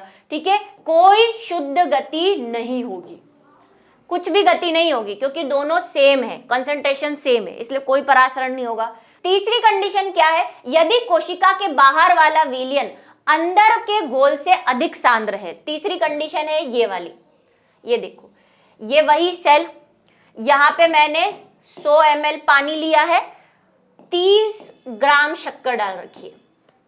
ठीक है, अंदर सेल पड़ी हुई है, अंदर सेल पड़ी हुई है, इसमें 100 ml पानी है, पानी देखो जरूरी नहीं है 100 ml, इससे कम भी हो सकता है, और 50 और क्या कर रखा है मैंने, इसमें 10 ग्राम ही शक्कर डाली हुई है, 10 ग्राम शक्कर डाली हुई है। अब देखो शक्कर कहाँ ज्यादा है, बाहर ज्यादा है, तो ये कैसा विलयन है, ये अति परासरी विलयन है। अति का मतलब होता है ज्यादा, ज्यादा चाशनी है यहाँ पे, है ना, नमक भी ले सकते हो आप, तो ज्यादा खारा हो जाएगा भाई, ज्यादा चाशनी वाला है, ये कम चाशनी वाला है, तो अब क्या होगा, जल यहाँ पे भाई अति परासरी है, तो जल क्या हो जाएगा भाई, जल जो है वो यहाँ से बाहर निकल आएगा सारा, और बाहर निकलेगा तो क्या होगा, कोशिका की साइज जो है वो छोटी हो जाएगी। ठीक है, कोशिका सिकुड़ जाएगी क्योंकि पानी बाहर आ गया है। अति परासरी विलयन में क्या होता है, देखो ध्यान रखना, एक रूल मैं आपको लिखवा देती हूं, अगर अल्प परासरी है, अल्प परासरी है, लिख लो ये, अल्प परासरी है तो जल जो है, जल अंदर जाएगा। अति परासरी है, जल बाहर आएगा। कहां से बाहर आएगा, कोशिका से, कोशिका से बाहर, कोशिका से अंदर, कोशिका से बाहर, ठीक है, बाहर आएगा। और अगर समपरासरी है तो कोई परिवर्तन नहीं होगा। जब कोई चीज, मान लो ये देखो जल बाहर आ रहा है तो कोशिका क्या हो जाएगी, सिकुड़ जाती है। यहाँ पे कोशिका क्या हो जाएगी, सिकुड़ जाती है। और जब हमने कहा अंदर जल जाएगा, जैसे यहाँ पे जा रहा है, तो कोशिका में पानी जा रहा है तो कोशिका क्या हो जाएगी, फूल जाएगी। ऐसा कहाँ पे देखा है हमने, किशमिश में देखा है। आप दूध के अंदर, खीर के अंदर जब किशमिश डालते हैं तो किशमिश फूल जाती है, ठीक है। उसका उल्टा, अगर आप फूली हुई अंगूर को चाशनी के अंदर डाल दोगे, फूले हुए अंगूर को चाशनी के अंदर डाल दोगे तो थोड़े दिन में, 1-2 दिन में अंगूर सिकुड़ जाएगा, क्योंकि उसका सारा पानी बाहर आ जाएगा, ठीक है, किशमिश बन जाएगी उससे। ये बातें समझ में आई? आ जाओ। ये भाई इस पे क्वेश्चन बनता है, इसलिए इसको ध्यान रखें क्या क्या चीजें होगी, ठीक है, ये इस पे क्वेश्चन बनता है। नेक्स्ट पे बात करें कि कोशिका के क्या कार्य होते हैं, कोशिका कला के। तो पहला तो यही जो हमने देखा कि ये क्या करती है, पारगम्यता बढ़ाती है, कुछ चीजों को अंदर जाने देती है, कुछ चीजों को बाहर आने देती है, क्योंकि ये कैसी होती है, अविकलीय या वर्ण की होती है। ये तो पहला कार्य हो गया। दूसरा क्या है, निष्क्रिय अभिगमन। अभी हमने देखा कि चीजें आसानी से अंदर जा रही थी, चीजें आसानी से बाहर आ रही थी। क्यों? क्योंकि वो सांद्रता पे डिपेंड करती है। जब कोई चीज, आयन, कोशिका झिल्ली के द्वारा अपने अधिक सांद्रता के स्थान से कम सांद्रता वाले क्षेत्र की तरफ जाता है तो ऊर्जा की आवश्यकता नहीं होती, जैसा कि अभी हमने देखा विसरण और परासरण में। विसरण और परासरण के अंदर किसी एटीपी की या ऊर्जा की जरूरत नहीं होती, सिंपली हो गया, उधर से उधर चला गया, इधर से इधर, सांद्रता की वजह से। लेकिन एक और काम कोशिका करती है और वो करती है सक्रिय अभियोमन के द्वारा, एक्टिव।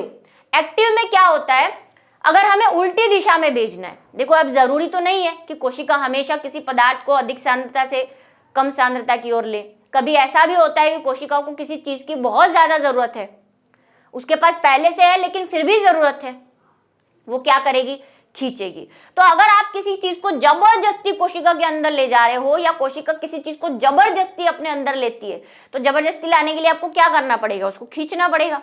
और खींचने के लिए आपको क्या चाहिएगी, ऊर्जा चाहिएगी। ये कब होता है, ये इसकी उल्टी कंडीशन में, जब आप क्या कर रहे हो, किसी को कम सांद्रता क्षेत्र से अधिक सांद्रता क्षेत्र की ओर ले जाते हो। इसमें क्या होगा, ऊर्जा की आवश्यकता होगी। देखो कंडीशन बता दूं, ये सेल है, ठीक है, यहाँ पे 100 ml पानी है और 4 ग्राम नमक डाला हुआ है। ये बाहर वाला वातावरण है, इसमें 100 ml जल है और 50 ग्राम शक्कर है या नमक है। अब होना क्या चाहिए था, होना ये चाहिए था कि क्या होगा, यहां से पानी बाहर आना चाहिए था, क्योंकि हमने कहा अति परासरी में क्या होता है, पानी बाहर आता है। लेकिन कोशिका को पानी को बाहर नहीं जाने देना, कोशिका को पानी को बाहर नहीं, कोई होगा जरूरी काम है भाई, सेल को बहुत काम होते हैं, कोई काम है भाई, इसको जल को बाहर नहीं जाने देना है और बाहर जो 50 ग्राम शक्कर पड़ी है उसको भी खींचना है। तो अभी क्या करेगी, जब आप किसी चीज पे जबरदस्ती करोगे तो आपको उसको खींचने के लिए ऊर्जा लगानी पड़ेगी ना। तो अगर ये शक्कर को अंदर खींचना चाहती है, अगर ये शक्कर को अंदर खींचना चाहती है और पानी को भी अंदर खींच रही है, पानी है ऑलरेडी इसके पास फिर भी खींच रही है, तो इसको क्या यूज करनी पड़ेगी, ऊर्जा उत्पन्न करनी पड़ेगी, या रासायनिक ऊर्जा जिसको हम एटीपी भी बोलते हैं, इसको एटीपी यूज करनी पड़ेगी, ठीक है, ये इसका मतलब है। फिर क्या करती है, एंडोमाइटोसिस भी करती है। कोशिका बहुत सी चीजों को अपने अंदर ले लेती है और बाहर भी निकालती है। अब ये बाहर और अंदर लेने की जो प्रक्रिया है वो 2 तरह से होती है। पहली क्या है, मान लो ये कोशिका है, अगर मान लो कोई बाहर कण पड़ा हुआ है, ठोस कण, तो कोशिका उसको अंदर लेना चाहती है। कोशिका उसको क्या करेगी, पहले एक कप बनाती है, ये सब लिखा हुआ है यहाँ पे, एक कप जैसी संरचना बनाई। इस कप जैसी संरचना को बोलते हैं फेगोसोम। क्या बोलते हैं इसको, फेगोसोम बोलते हैं। ये कण इसने अंदर ले लिया, ये कण अंदर आ गया, ये वाला अंदर आ गया। अब ये जो प्रक्रिया है, किसी ठोस पदार्थ को कोशिका के द्वारा लेने की जो प्रक्रिया होती है उसको हम बोलते हैं फेगोसाइटोसिस, ठीक है, ठोस पदार्थ का अंतर्ग्रहण। अंतर्ग्रहण का मतलब अंदर लेना। अभी इसी जगह पे कोई लिक्विड पदार्थ है, कोई पानी जैसा पदार्थ है, उसको कोशिका अंदर लेती है। तो पीने को याद करो, लिक्विड को क्या करते हैं हम, द्रव्य को पीते हैं, तो पीने से पीने को याद करो भाई, पीने को साइटोसिस कहते हैं। जब हम द्रव्य पदार्थ को अंदर लेती है कोशिका तो उसको पीने को साइट कहते हैं, किसी ठोस पदार्थ को अंदर लेती है तो उसे हम बोलते हैं फैगोसाइटोसिस। ऐसा करती रहती है कोशिका। जैसे जैसे बायो पढ़ोगे सारी चीजें सीखोगे कि कैसे कब लेती है। जैसे मैं आपको एक एग्जांपल देती हूँ, अमीबा। अमीबा मैंने कहा एक सेल से बना होता है। मान लो ये अमीबा है, तो अमीबा एक सेल है ना, ये तो अभी मैंने कहा कि अमीबा एक कोशिकीय जीव है, एक कोशिका से बना हुआ है। अमीबा जब अपना खाना लेता है, मान लो ये कोई खाना है, कोई बैक्टीरिया है जो अमीबा खा रहा है, ये खाना सॉलिड है, बैक्टीरिया तो सॉलिड में ही आएगा, इसको खाया तो वो क्या हो जाएगी, फैगोसाइटोसिस हो जाएगी। मान लो अमीबा ने कोई पीने की चीज ली तो उसको क्या बोल देंगे, पीने को साइट बोल देंगे। ठीक है, चलो नेक्स्ट की तरफ चले। कोशिका भित्ति क्या है? कोशिका भित्ति क्या है? मैंने कहा कि सेल, जो जंतु सेल होती है, एनिमल सेल होती है, उसमें सिर्फ सेल मेम्ब्रेन होती है, लेकिन प्लांट सेल होती है उसमें बाहर की तरफ एक और मेम्ब्रेन होती है जिसको हम क्या बोलते हैं, कोशिका भित्ति या सेल वॉल। पादप कोशिका में प्लाज्मा झिल्ली के अतिरिक्त एक कोशिका भित्ति भी होती है बाहर की साइड, ये झिल्ली और उसके बाहर एक और भित्ति होती है। किसकी बनी होती है ये? सेल्यूलोज की बनी होती है और बहुत ही जटिल पदार्थ बने होते हैं और ये पौधों की संरचनात्मक दृढ़ता प्रदान करती है। पौधे हमसे ज्यादा स्ट्रांग रहते हैं, सर्दी गर्मी बारिश सबको सहन कर लेते हैं। क्यों? क्योंकि उनके पास एक स्पेशल चीज है और वो है कोशिका भित्ति। ठीक है, इसलिए वो हमसे ज्यादा स्ट्रांग होते हैं। अब बात करते हैं जीव द्रव्य कुंचन की। इसको बोलते हैं प्लाज्मोलाइसिस। प्लाज्मोलाइसिस क्या होता है? प्लाज्मोलाइसिस देखो, अभी हमने बात की परासरण की बात। हमने क्या कहा कि जब हम अगर बाहर की तरफ अति परासरी विलयन लेते हैं, अब अति परासरी आप समझ गए क्या होता है, और अंदर हमने सेल ले ली, कोई भी किशमिश ले ली, सेल ले ली, सेल हो ली, कोशिका ली, तो आपको पता है कोशिका में क्या होता है।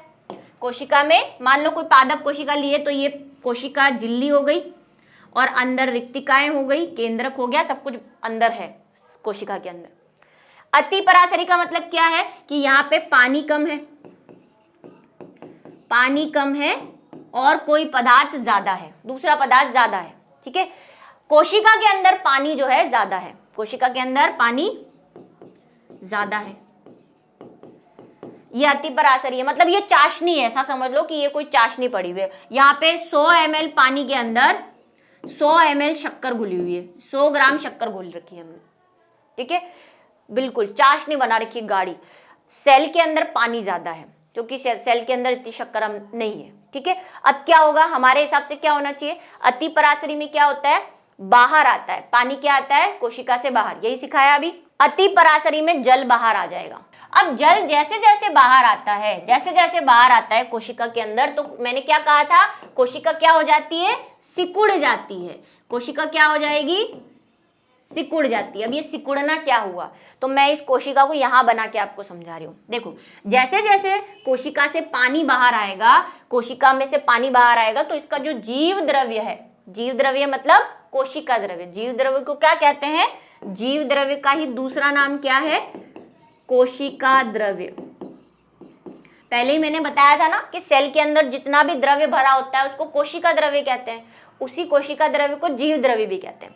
तो पानी जा रहा है तो धीरे धीरे धीरे धीरे धीरे धीरे ये सिकुड़ जाता है, और सिकुड़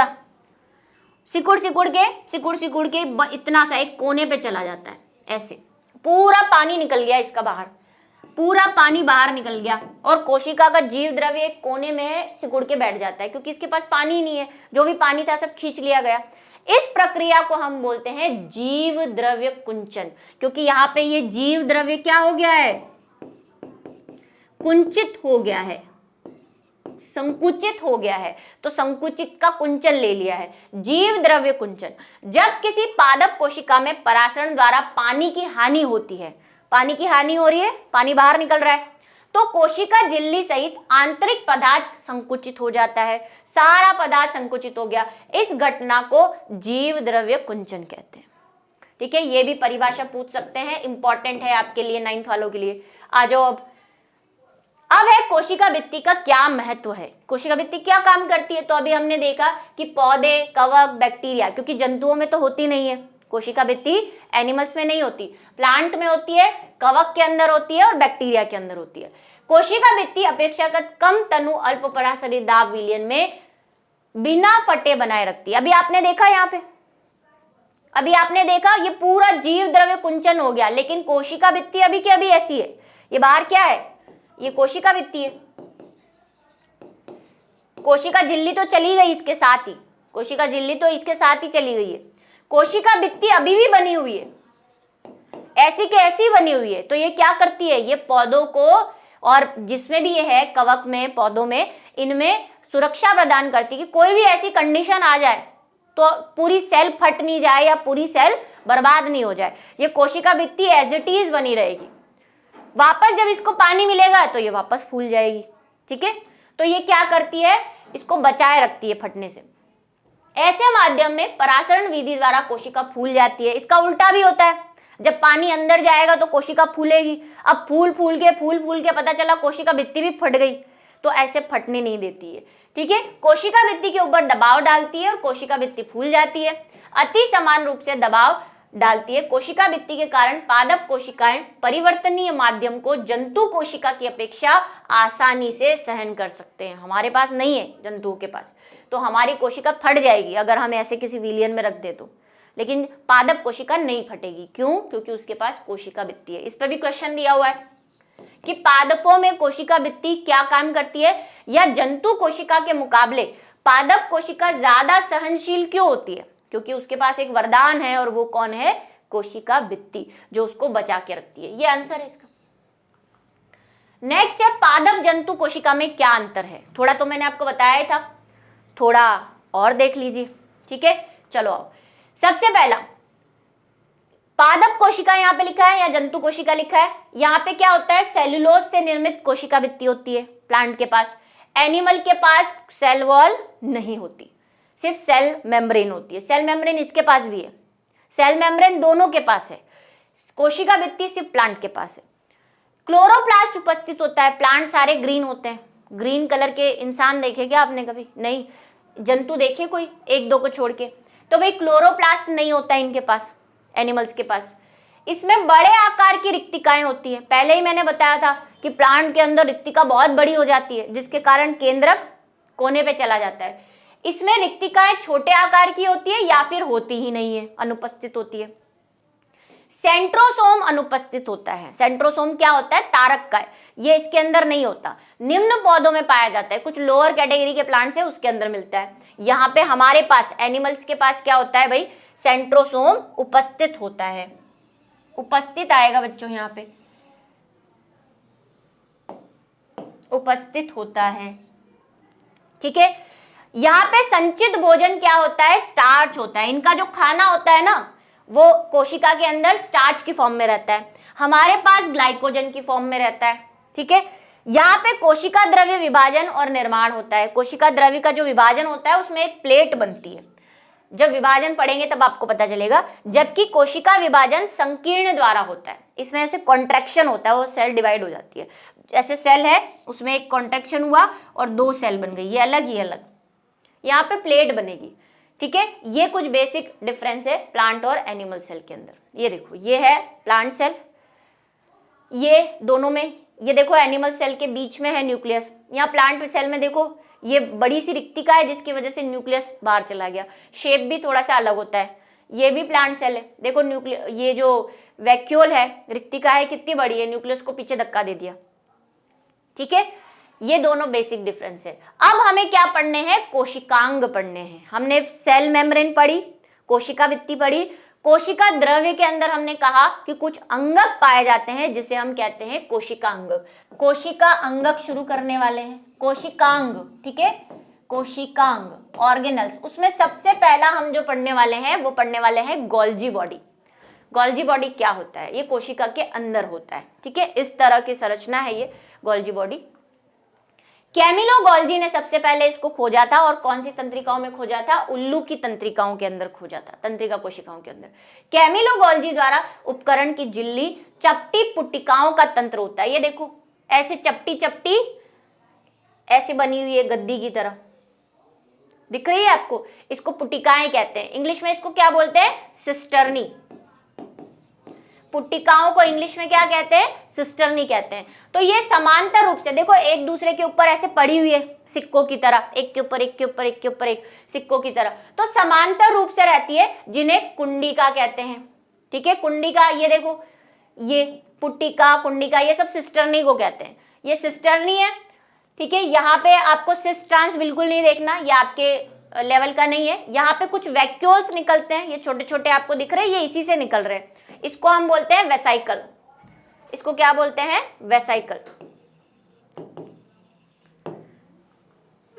अब है गोल्जी के कार्य क्या क्या होते हैं। गोल्जी में 3 आपको कंपोनेंट याद रखना है, मैं फिर से लिख देती हूँ। एक तो होती है सिस्टर्नी, एक होती है जिसको यहां पे क्या दे रखा है? कुंडिकाएं, कुंडिका। पुटिकाओं को यहाँ पे जो दे रखा है वो दे रखा है वेसाइकल्स, वेसाइकल्स, रिक्तिकाएं दे रखी है। ठीक है, और बाकी बीच में कुछ ट्यूब्यूल्स भी होती है छोटी छोटी। तो इस तरह से ये गद्दी के ऊपर गद्दी पड़ा रहता है। ये सिस्टर्नी है, ये पूरी, ये एक सिस्टर्नी है, और इससे छोटे छोटे क्या निकलेंगे? वैक्यूल्स निकलते हैं, जो आपको यहाँ पे निकलते हुए दिखाई दे रहे हैं। काम क्या होता है गोल्जी बॉडी का? गोल्जी बॉडी बहुत सारे काम करता है, लेकिन क्लास 9th के हिसाब से आपके लिए है। सबसे पहला है स्त्रावण। स्त्रावण का मतलब होता है कोई भी चीज अपने अंदर से स्त्रावित करना, छोड़ देना। तो क्या क्या करता है? आप जब पाचन पढ़ेंगे या पढ़े हैं थोड़ा बहुत, तो पाचन की क्रिया में हमारे पास एक ग्लैंड होती है, अग्नाशयी ग्लैंड, पैनक्रियाटिक ग्लैंड। उससे जूसेस सिक्रीट होते हैं जो पाचन में मदद करते हैं, खाने को पचाने में हेल्प करते हैं। उसका सिक्रीशन भी कौन करवाता है? गोल्जी बॉडी करवाता है। पैनक्रियाटिक एक ग्रंथि होती है, ग्लैंड होती है, उससे ग्लाइकोजन जो है वो क्या करते हैं? गोल्जी बॉडी जो है वो अग्नाशयी रस और श्लेष्मा का स्त्रावण करता है। लाइसोसोम का निर्माण करता है। लाइसोसोम क्या है? एक कोशिका अंग है, जिसके बारे में अभी हम पढ़ेंगे। उसको बनाने में भी हेल्प करता है। पादप कोशिका में कोशिका भित्ति का निर्माण करता है। जो प्लांट सेल की बात कर रहे हैं हम, सेल वॉल की, बाहर की तरफ है ना, अंदर झिल्ली बाहर वॉल, जो कोशिका भित्ति है उसके निर्माण में भी गोल्जी का हेल्प करता है। तंत्रिका स्त्रावण में भी मदद करता है। हमारी जो तंत्रिका कोशिकाएं हैं वो भी कुछ स्त्रावित करती है, उसके लिए भी ये हेल्प करता है। शर्कराओं का निर्माण करता है। शर्कराएं मतलब कार्बोहाइड्रेट, कार्बोहाइड्रेट के निर्माण में भी हेल्प करता है। अब है लाइसोसोम। नेक्स्ट काम क्या है? लाइसोसोम। अभी हमने कहा लाइसोसोम का निर्माण कहाँ से होता है? गोल्जी बॉडी से। गोल्जी बॉडी के कार्य में पढ़ा ना कि लाइसोसोम बनाता है। अब कैसे बनाता है ये देखो, ये गोल्जी बॉडी है ना, गोल्जी बॉडी, गोल्जी काय सब एक ही चीज है। ये गोल्जी काय है, उसकी सिस्टर्नी है।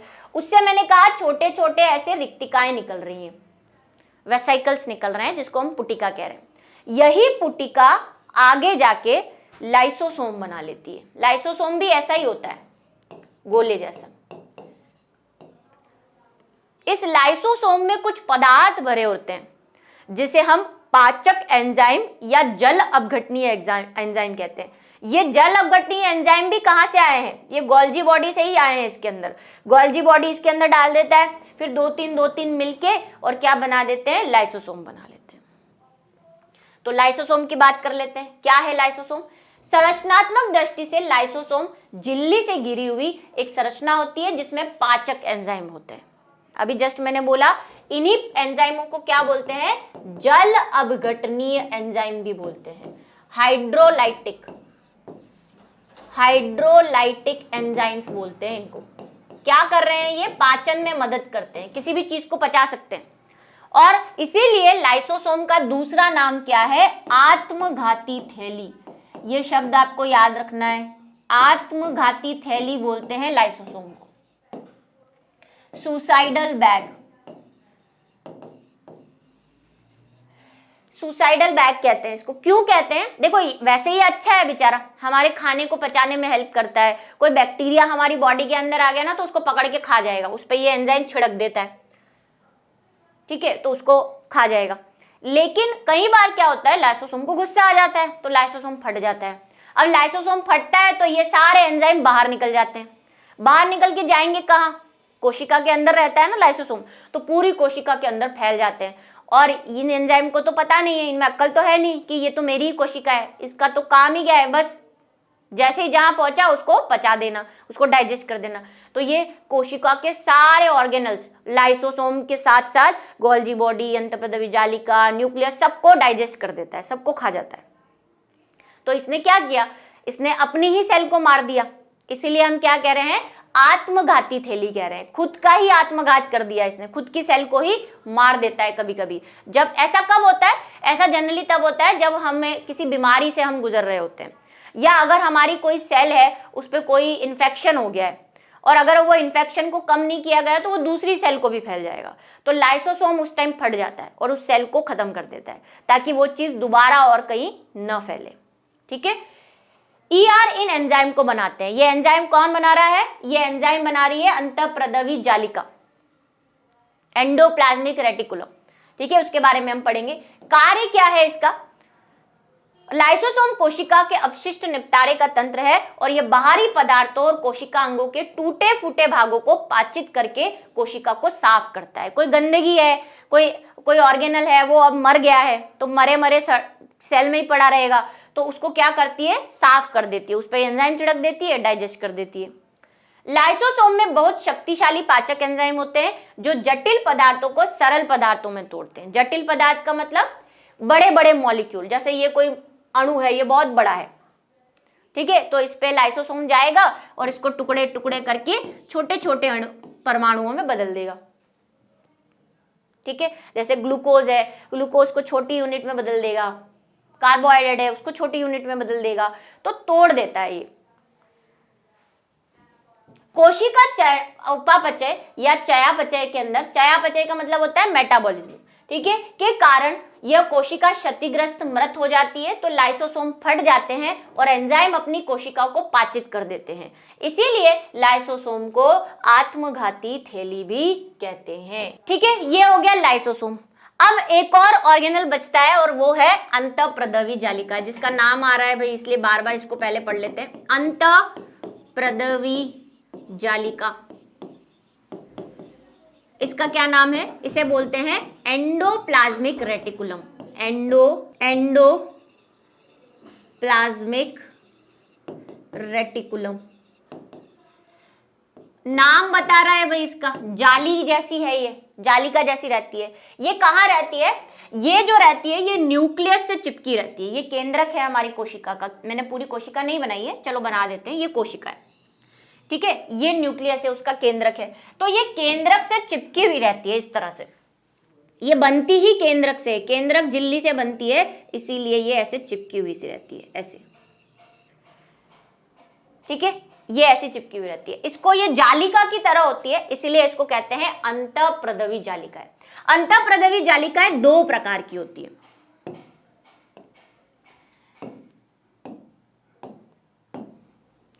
दो प्रकार की होती है, कौन कौन सी, पहली तो है हमारे पास चिकनी अंतःप्रद्रवी जालिका, चिकनी अंतःप्रद्रवी। ठीक है, इसको क्या बोलते हैं, इसको बोलते हैं स्मूथ एंडोप्लाज्मिक रेटिकुलम, शॉर्ट में इसको बोलते हैं SER। इसका क्या मतलब है, ये जो बनी हुई दिख रही है आपको, ये स्मूथ एंडोप्लाज्मिक, बिल्कुल स्मूथ है, देखो इसके ऊपर कुछ भी चिपका हुआ नहीं है, तो इसको हम कहते हैं स्मूथ एंडोप्लाज्मिक रेटिकुलम। अगर इस एंडोप्लाज्मिक रेटिकुलम पे कई बार क्या पाए जाते हैं, ऐसे छोटे छोटे कणों जैसी संरचनाएं पाई जाती है। ये कण क्या है, ये कण है राइबोसोम। राइबोसोम भी पढ़ेंगे हम, आने वाला है नीचे। राइबोसोम, जब अंतःप्रद्रवी जालिकाओं पे राइबोसोम चिपके हुए होते हैं तो उसे हम कहते हैं दूसरे प्रकार की रफ, यानी कि खुरदुरी।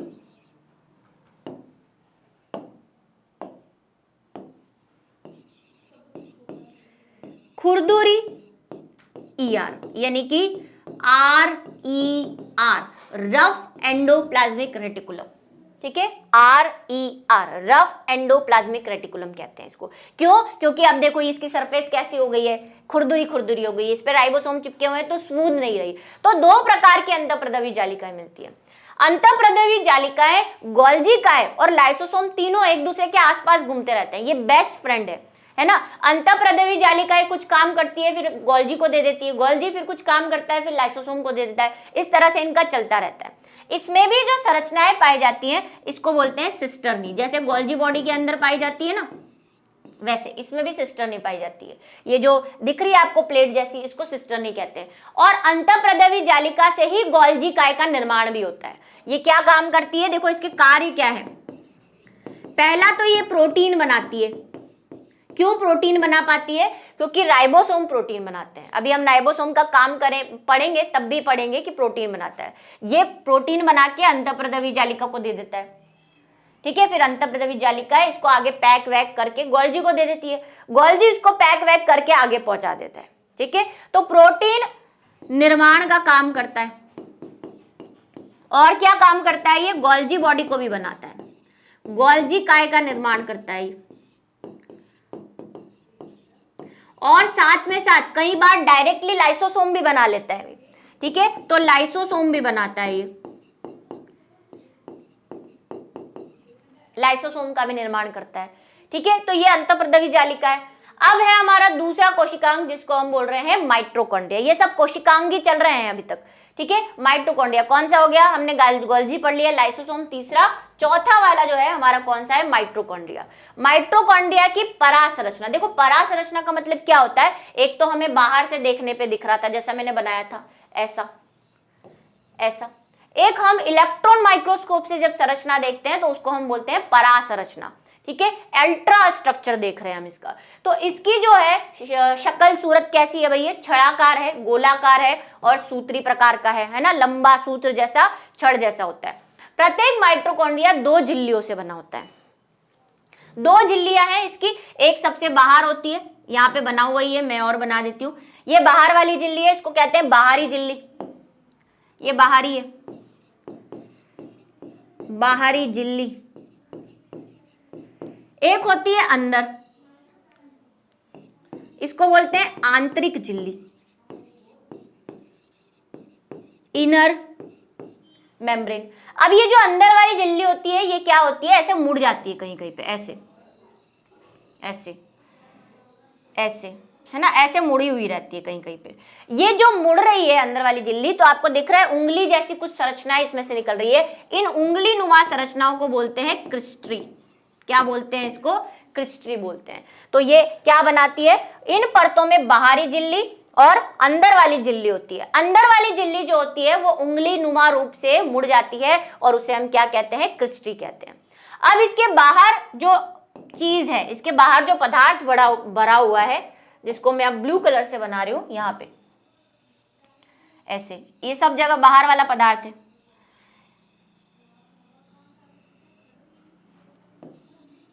इसको तो हम बोल देते हैं कॉर्टेक्स। और अंदर जो पदार्थ भरा पड़ा है यहाँ पे इस जगह पे, इसको हम बोलते हैं मैट्रिक्स।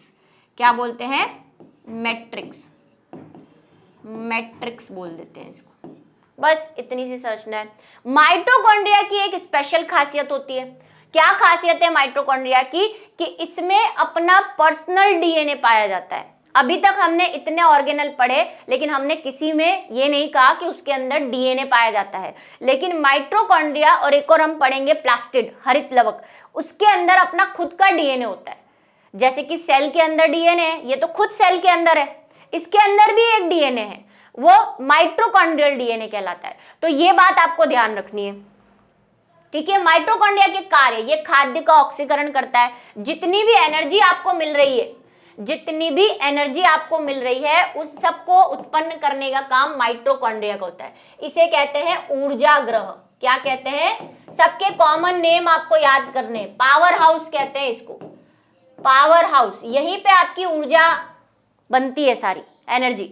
वसा का उपापचय करता है, हमारी फैट है उसको डाइजेस्ट करता है। पीतक बनाता है, अंडे देखा है, अंडे में वो येलो येलो पार्ट होता है, उसको यॉक कहते हैं। यॉक बनाने का काम कौन करता है, माइटोकॉन्ड्रिया। सिक्रीशन भी करता है ये कुछ चीजों का, कुछ चीजों को स्त्रावित करता है। देखो माइटोकॉन्ड्रिया बहुत अद्भुत अंग है, इसमें उसका अपना डीएनए और राइबोसोम होता है। इसके खुद के अंदर अपना पर्सनल राइबोसोम है और पर्सनल डीएनए। अतः माइटोकॉन्ड्रिया कुछ प्रोटीन स्वयं बनाते हैं, अपना खुद का प्रोटीन, मतलब खुद ही बना रहा है, या इसको किसी पर डिपेंडेंसी की जरूरत नहीं है। ऐसा ही कौन होता है, लवक भी होता है। लवक में भी खुद का डीएनए पाया जाता है, ठीक है, ये आगे बात आएगी वापस, इसलिए मैं अभी से बोल रही हूँ। अब है प्लास्टिड, आ ही गया। प्लास्टिड को क्या बोलते हैं, लवक, हिंदी में क्या बोलते हैं इसको, लवक बोलते हैं। प्लास्टिड केवल पादप कोशिकाओं में पाए जाते हैं। अभी हमने अंतर देखा था, वहां पे लिखा था कि पादपों में क्लोरोप्लास्ट या लवक होते हैं, एनिमल्स के अंदर नहीं होते।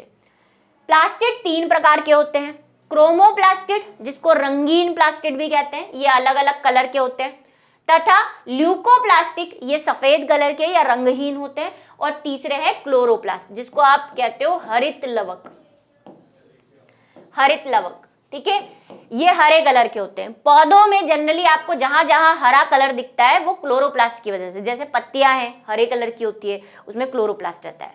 उसी जगह अगर आप फ्रूट देखोगे, कोई फ्रूट ऑरेंज होता है, कोई फ्रूट रेड होता है, कोई फ्रूट गाजर है वो अलग कलर की होती है, तो ये कलर देने का काम कौन करता है, क्रोमोप्लास्ट करता है, क्योंकि इनका कलर ग्रीन होता है। ये सब सेल के अंदर है, फ्रूट भी तो सेल से ही बना हुआ है ना। कोई भी चीज, मैंने आपसे कहा कोई भी लिविंग चीज है, चाहे वो फल ले लो, चाहे वो फूल ले लो, चाहे वो पत्ती ले लो, सब कोशिकाओं की बनी हुई है, और उन्हीं कोशिकाओं में ये रहते हैं।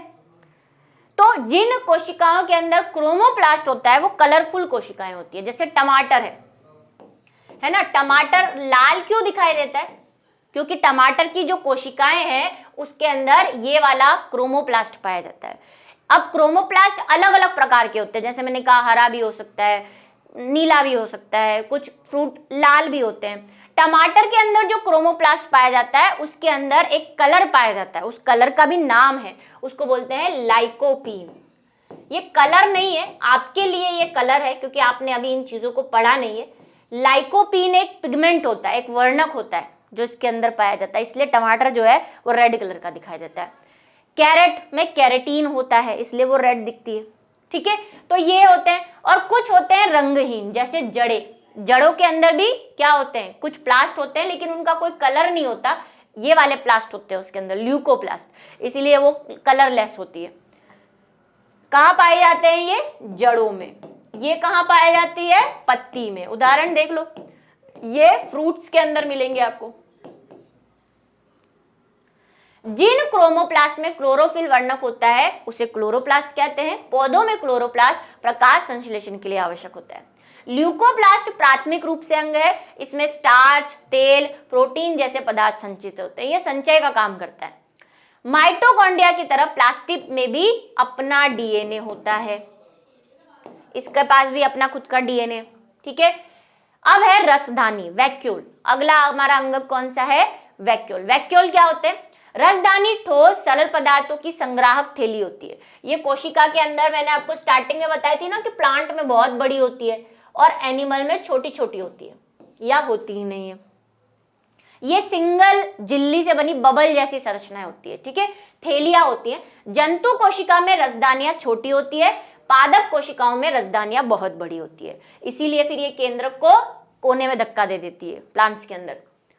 कार्य क्या करती है ये, पादपों की रसदानियां कोशिका द्रव्य भरा रहता है, इसके अंदर कुछ द्रव्य भरा रहता है जो क्या करता है, कोशिका को स्फीत रखता है। स्फीत का मतलब फूली हुई रखता है प्लांट सेल्स को, ठीक है। अगर इसमें से पानी निकल जाता है तो सेल मुरझा जाती है, पत्तियां देखा मुरझा जाती है ना, वो इसी वजह से मुरझा जाती है। उसका रिक्तिका में से जल निकल जाएगा तो वो ऐसे मुरझा जाती है, फिर पानी मिल जाएगा तो ऐसे खिल जाएंगी, ठीक है। पौधों के आवश्यक बहुत से पदार्थ रसदानी में होते हैं, इसमें बहुत सारे आवश्यक पदार्थ होते हैं। अकोशिकीय जीव जैसे अमीबा, अमीबा के अंदर ये बहुत इंपॉर्टेंट है। अमीबा हमने बोला एक सेल से बना हुआ है, उसके अंदर जो रसधानी पाई जाती है वो खाने को पचाने का भी काम करती है। हमारे पास तो लाइसोसोम होता है, वो पचा देता है, इसके पास ये काम कौन कर रहा है, रसधानी कर रही है अमीबा के अंदर। अमीबा क्या है, सबने देखा है भाई, एक जीव है, एक कोशिकीय, ठीक है, उसमें खाने को पचाने का काम कौन करती है, रसधानी। उस रसधानी को कहते भी खाद्य रसधानी है, नाम ही उसका खाद्य रसधानी रख दिया। कुछ एक कोशिकीय जीवों में रसदानियां अतिरिक्त जल और कुछ अपशिष्ट पदार्थों को भी शरीर से बाहर निकालती है, जैसे अमीबा में भी निकालती है, ठीक है। अब है राइबोसोम, अभी बात की थी, अंतःप्रदवी जालिकाओं के ऊपर क्या पाए जाते हैं, राइबोसोम पाए जाते हैं।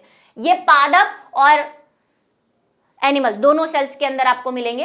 राइबोसोम सूक्ष्म आकृति के गोलाकार संरचनाएं होती है और ये दो सब यूनिट से मिलकर बनी होती है। सब यूनिट का मतलब दो, बर्गर देखा है बर्गर की तरह, नीचे छोटा बर्गर ऊपर बर्गर बड़ा बर्गर, तो एक बड़ा हिस्सा होता है इसका, इसको बड़ी वाली उप इकाई कहते हैं, और नीचे छोटा। उप इकाई का मतलब ये हिस्सा, जैसे मैंने कहा बर्गर के दो हिस्से हैं तो इनके हिस्सों को उप इकाई कहते हैं, ठीक है। ये बड़ी वाली उप इकाई है, ये छोटी वाली उप इकाई है। तो ये ऐसे बर्गर की तरह एक दूसरे पे पड़ी रहती है, कभी कभी अलग भी रहती है फिर वापस जुड़ जाती है। अलग रहती है तो अलग ही रहेगी, जुड़ेगी तो ये ऐसे जुड़ जाती है, ऐसे, ठीक है। काम क्या करता है राइबोसोम? अच्छा, पादपों में ये अलग अलग होता है। कुछ प्रोकैरियोटिक कोशिकाओं के अंदर ये 70 इस प्रकार का होता है और यूकैरियोट के अंदर ये 80 इस प्रकार का होता है। इसके बारे में हमने आगे वाले चैप्टर्स में पढ़ा है। इसका कार्य प्रोटीन संश्लेषण करना है और इसीलिए इसको क्या बोलते हैं? प्रोटीन फैक्ट्री कहते हैं। सबके कॉमन नाम आपको याद करने हैं, ठीक है। जैसे राइबोसोम को प्रोटीन फैक्ट्री कहते हैं, लाइसोसोम को आत्मघाती थैली कहते हैं, माइटोकॉन्ड्रिया को पावर हाउस यानी कि ऊर्जा गृह कहते हैं। ये प्रोटीन बनाता है और इसलिए मैंने कहा था अंडप्रदवी जालिका में प्रोटीन बनता है क्योंकि उसके ऊपर राइबोसोम चिपका रहता है। अब है कोशिका विभाजन। कोशिका विभाजन क्या होता है? आप बार बार वृद्धि करते जा रहे हैं, है ना। आप कभी छोटे थे, अब आपकी हाइट भी बढ़ रही है, आपकी लेंथ भी बढ़ रही है ना। कभी आपको चोट लग जाती है तो वहां की सारी कोशिकाएं फिर से बन जाती है। ये कैसे हो रहा है? ये इसलिए हो रहा है क्योंकि आपकी कोशिकाएं बार बार 1 से 2, 2 से 3, 3 से 4 ऐसे बढ़ती जा रही है, ठीक है। आप मम्मा के पेट में थे जब तो बिल्कुल इत्तू से थे, आज आप इतने बड़े हो गए हो। कैसे हो गए हो? क्योंकि आपकी कोशिकाएं क्या होती हैं? विभाजित होती रहती है, अपनी संख्या बढ़ाती रहती है। अपनी संख्या को बढ़ाने के लिए कोशिकाएं क्या करती रहती है? डिवाइड होती रहती है। एक है, 1 से 2 बन गई, 2 से 4 बन गई, 4 से 6 बन गई, इस तरह से बनती रहती है। उसी को हम कहते हैं कोशिका विभाजन, सेल डिवीजन। जीवधारियों में वृद्धि हेतु, वृद्धि का मतलब वही जो मैंने आपसे कहा, आप अभी जो बढ़ रहे हो, आप में जो ग्रोथ हो रही है ना, बढ़ रहे हो ना आप निरंतर, नई कोशिकाएं बन रही हैं।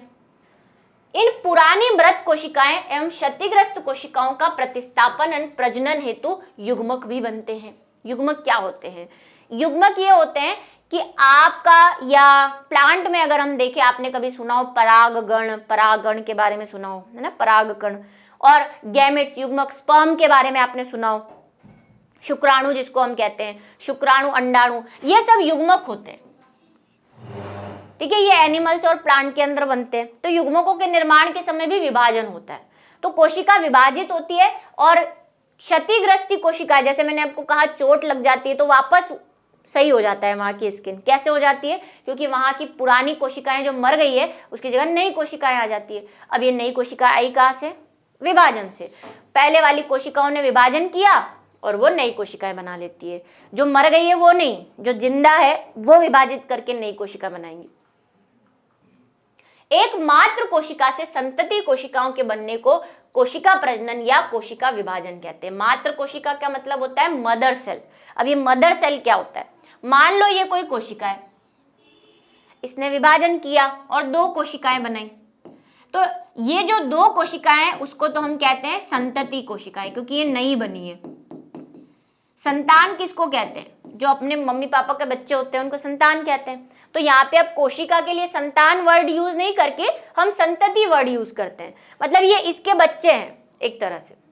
अब ये इसके बच्चे हैं तो ये क्या होगी? तो ये होती है मात्र कोशिका, ये मम्मा है इनकी, ऐसा समझ लो। तो इसको हम कहते हैं मात्र कोशिका, ठीक है। कई बार इसको पितृ कोशिका भी कहते हैं, लेकिन उसका मतलब मेल और फीमेल से नहीं होता। मात्र कोशिका का मतलब एक कोशिका जिसके टूटने से दूसरी कोशिकाएं बनी है, ठीक है। तो मात्र कोशिकाओं से जब संतति कोशिकाएं बनती है तो उसे कोशिका विभाजन कहते हैं। कोशिका विभाजन के फलस्वरूप जीवधारियों के शरीर में क्या होती है? वृद्धि होती है, हम ग्रोथ करते हैं।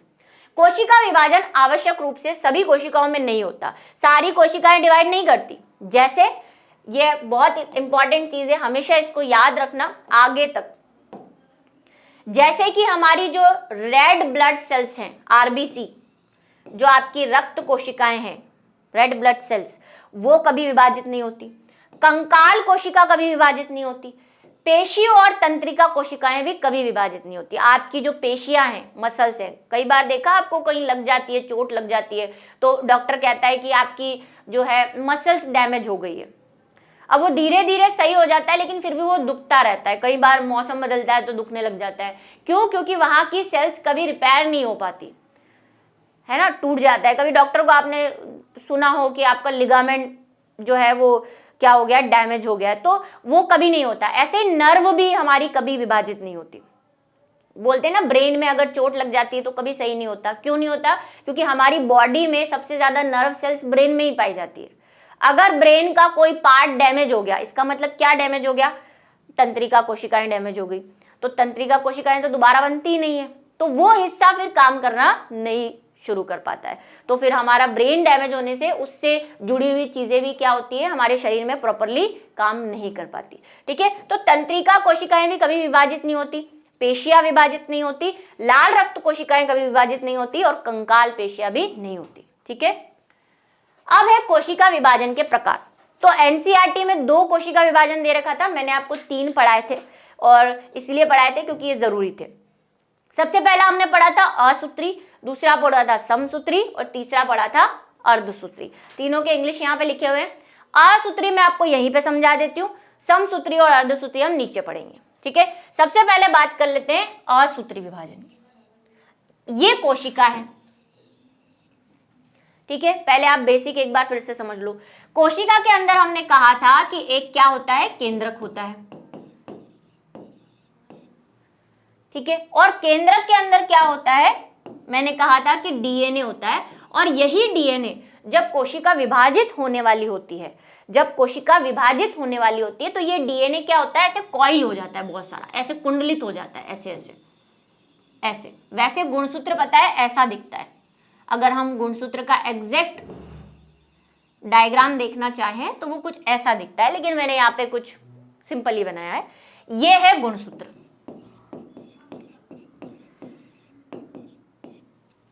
अब गुणसूत्र की संख्या हर जाति के अंदर, जाति का मेरा मतलब क्या है, जैसे हम इंसान हैं तो हमारे जितने भी इंसान होंगे इस धरती पे, जितने भी इंसान हैं, सब में गुणसूत्रों की संख्या एक जैसी है। जैसे कि अगर मुझ में गुणसूत्र की संख्या 46 है, इंसानों में कितनी होती है, 46 होती है, तो सारे इंसानों में 46 है। ऐसा नहीं है मुझ में 46 है, आप में 45 है, उसमें 46 47 है, ऐसा नहीं है। इंसान बोला, ह्यूमन बीइंग बोला है, तो सारे ह्यूमन बीइंग में 46 है। अभी मैं बोल दूं गेहूं कि, तो गेहूं में गुणसूत्र की संख्या 60 होती है। गुणसूत्र की संख्या मतलब उसके सेल के अंदर ये जो गुणसूत्र है वो कितने होंगे, 60 होंगे। तो सारे गेहूं में 7 होती है।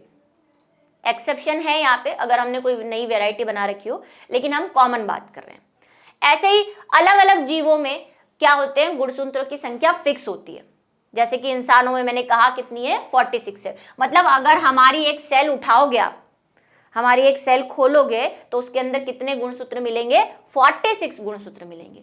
लेकिन ये गुणसूत्र कब दिखते हैं, जब सेल विभाजित होने वाली होती है। और ये गुणसूत्र बने किससे होते हैं, ये डीएनए से ही बनते हैं।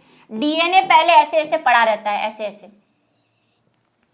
तो ये डीएनए जो है वो नॉर्मली ऐसे खुला पड़ा रहता है, लेकिन जब कोशिका को विभाजित होना होता है, यानी कि वृद्धि करनी होती है, मरम्मत करनी होती है, तो कोशिका को विभाजित करना होता है, तो ये गुणसूत्र बहुत ऐसे, जो डीएनए वो ऐसे कॉइल हो के, इकट्ठा हो के गुणसूत्र बना लेता है। तो सब में फिक्स होते हैं। अब असूत्री का क्या मतलब है वो सुनो। सूत्री का मतलब होता है क्रोमोसोम। ये गुणसूत्र होते हैं ना, इसी को इंग्लिश में हम क्या बोलते हैं, क्रोमोसोम्स कहते हैं इसको। ठीक है, तो क्रोमोसोम यहाँ पे क्या होगा, असूत्री में क्या होता है, कोई बैलेंसिंग नहीं होती है। जैसे ये कोशिका है ना, एक कोशिका है, अब ये मान लो यही कोशिका है, इसमें 2 गुणसूत्र है ना, और कुछ क्या होगा साथ में, कोशिका द्रव्य भी होगा, तो बाहर कोशिका द्रव्य है, और कोशिका द्रव्य में माइटोकॉन्ड्रिया भी है, राइबोसोम भी है, अंतःप्रद्रवी जालिका भी है, सब कुछ है। अब ये कोशिका उठी और ऐसे के ऐसे 2 में विभाजित हो गई, आधी इधर चली गई, आधी इधर चली गई, दोनों में विभाजन हो गया। अब यहाँ पे कुछ फिक्स नहीं है कि भाई यहाँ पे कौन माइटोकॉन्ड्रिया गया है या नहीं। मान लो यहाँ पे माइटोकॉन्ड्रिया गया, यहाँ पे माइटोकॉन्ड्रिया गया ही नहीं, खाली पड़ा है। गुणसूत्र चलो एक इधर चला गया, एक इधर चला गया, कई बार ऐसा भी हो जाता है कि दोनों गुणसूत्र एक ही जगह पे रह जाते हैं, इधर गुणसूत्र ही नहीं जाता। तो ये जस्ट ऐसा है कि आपने कोई चॉकलेट ली, आपको बोला 2 भागों में बांट दो, तो आपने कैसे भी 2 भागों में बांट के दे दी, ठीक है। इसको हम कहेंगे असूत्री विभाजन, जहां पे कुछ फिक्स नहीं है, आपको तोड़ने के लिए बोला, आपने तोड़ा, आधा इधर आधा इधर, ठीक है, काम हो गया, उसको कहते हैं असूत्री विभाजन, ठीक है, बिना कुछ इक्विवेलेशन के, बिल्कुल आधा। ये हो सकता है ये वाली कोशिका बड़ी हो, ये कोशिका छोटी हो, ऐसा भी हो सकता है, उसे कहते हैं असूत्री या एमाइटोटिक डिवीजन। अब बात करते हैं समसूत्री विभाजन की। समसूत्री विभाजन में क्या होता है, जब कोशिका विभाजित होती है, जैसे कि इस प्रक्रिया में प्रत्येक कोशिका विभाजित होकर 2 समरूप संततियां बनाती है। समरूप का मतलब एक जैसी, बिल्कुल इक्वल, कि मैंने आपको चॉकलेट दी, 10 सेंटीमीटर की चॉकलेट दी मैंने आपको, आप क्या करोगे, 2 भाग करने हैं आपको, तो आप 5 सेंटीमीटर की इधर, 5 सेंटीमीटर की इधर काट के करोगे।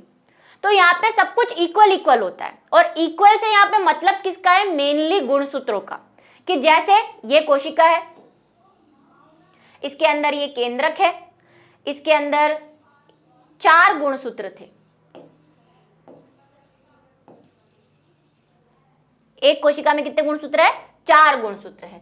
अब ये जब विभाजित होगी, ये विभाजित होके इसने क्या किया, 2 कोशिकाएं बनाई, और दोनों कैसी होंगी, सेम होंगी, सेम साइज की, सेम आकार की, और अंदर जो केंद्रक होगा ना, अंदर जो केंद्रक होगा उसमें भी 4 गुणसूत्र होंगे, क्योंकि इसमें 4 है, इसके जैसी ही बनानी है इसको सेम, इसमें भी 4 होंगे, यहाँ पे 4 बना दूं, इसमें भी 4 होंगे।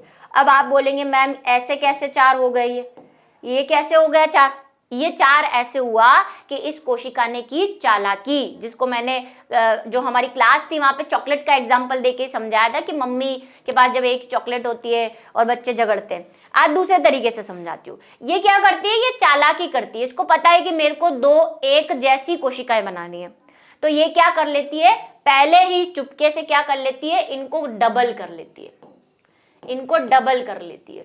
क्या कर लेती है, ये 4 से 8 बना के पहले ही तैयार रखती है, 8 बन गए, डबल हो गए, अब 4 इसको दे देती है, 4 इसको दे देती है।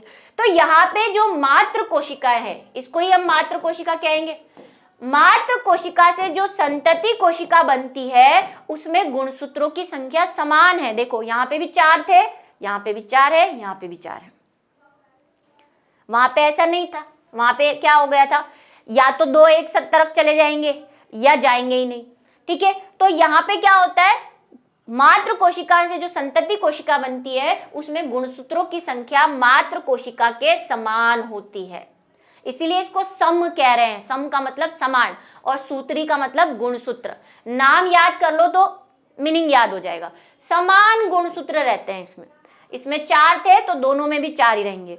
आगे अगर ये विभाजित होगी तो फिर इसमें ये वापस डबल कर लेगी और फिर 2 बना लेगी, फिर 4 हो जाएंगे। तो ये प्रोसेस चलता रहता है। ऐसा ये विभाजन कब होता है, समसूत्री विभाजन, जब आपको मरम्मत करनी होती है, जीवों में मरम्मत करनी होती है या वृद्धि करनी होती है, तब ऐसा होता है। आपके कोई गड्ढा हो गया, कोई चोट लग गई, उस पर सेल बन रही है तो वो समसूत्री विभाजन से बनेगी, क्योंकि सेम सेल बनानी है आपको। मान लो आपके यहाँ गड्ढा हो गया, आपने समसूत्री विभाजन नहीं किया, कोई दूसरा विभाजन कर लिया, तो यहाँ की सेल तो उससे अलग हो जाएगी। गुणसूत्र चेंज होते ही सेल भी चेंज हो जाती है, हमें तो वही सेल बनानी है ना। तो इस प्रकार का विभाजन कहाँ होता है, ये आपको ध्यान रखना है, जीवों में वृद्धि और मरम्मत के समय।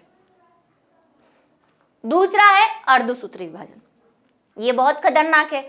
इसको मैंने आप स्पेशली मेरी आपसे रिक्वेस्ट है कि ये वाला जो विभाजन है, अगर आपको अभी समझ में नहीं आ रहा है क्योंकि आप 1 शॉट देख रहे हैं, अगर आपने मेरी डिटेल क्लास देखी है तो आप इसको समझ जाएंगे, लेकिन जो पहले ही सीधा 1 शॉट देख रहे हैं उनको डिटेल क्लास देखनी चाहिए, क्योंकि वहां पे बहुत अच्छे से मैंने इसको और एक्सप्लेन किया है। अब क्या होता है अर्धसूत्री विभाजन। अर्ध का मतलब आधा, सूत्री का मतलब वही गुणसूत्र। यहाँ पे गुणसूत्र आधे रह जाएंगे।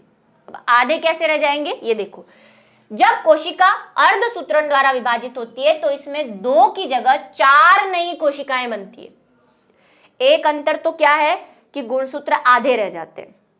दूसरा, इसमें कोशिकाएं कितनी बन रही हैं, 4 कोशिकाएं बनती है। यहां पे कोशिकाएं कितनी बनती है, एक बार में 2 ही बनेगी। 4 से 8 हो गए, 4 इसको दे दिए, 4 इसको भी दे दिए, फिर 4 से 2 ही बनेगी, यहाँ पे भी 2 ही बनती है। समसूत्री विभाजन में कोशिकाएं कितनी बनती है? 2। लेकिन अर्धसूत्री विभाजन में कोशिकाएं 4 बनती है। ठीक है, 4 कैसे बन रही है अभी बता रही हूं। नई कोशिका में मात्र कोशिका की तुलना में गुणसूत्रों की संख्या आधी रहती है। अर्ध का मतलब आधी, आधे गुणसूत्र हो जाते हैं। वो क्या होता है देखो, ये सेल है, इसमें वही 4 गुणसूत्र है, इसको विभाजित करना है। ये भी चालाकी करी, इसने करी चालाकी, बिल्कुल कोशिश की इसने भी क्या कर लिया, पहले से 8 कर लिए इसको। ठीक है, कर लो चालाकी, कितनी करोगे, ये और सवा शेर है इसकी, ये लो 8 कर लिए। अब हुआ क्या, इसने 2 कोशिकाएं बनाई, ये बना ली दोनों कोशिकाएं, 4 इसको दे दिए। अब मैं ये गुणसूत्र नहीं बना रही, डायरेक्ट नंबर लिख रही हूं, 4 इसको दे दिए। गड़बड़ हुई है यहाँ पे। अर्धसूत्री विभाजन 2 स्टेप्स में होता है, 2 चरणों में होता है। पहले चरण में तो इसने 2 कोशिकाएं बना ली, अब ये 2 कोशिकाएं फिर विभाजित हो जाती है।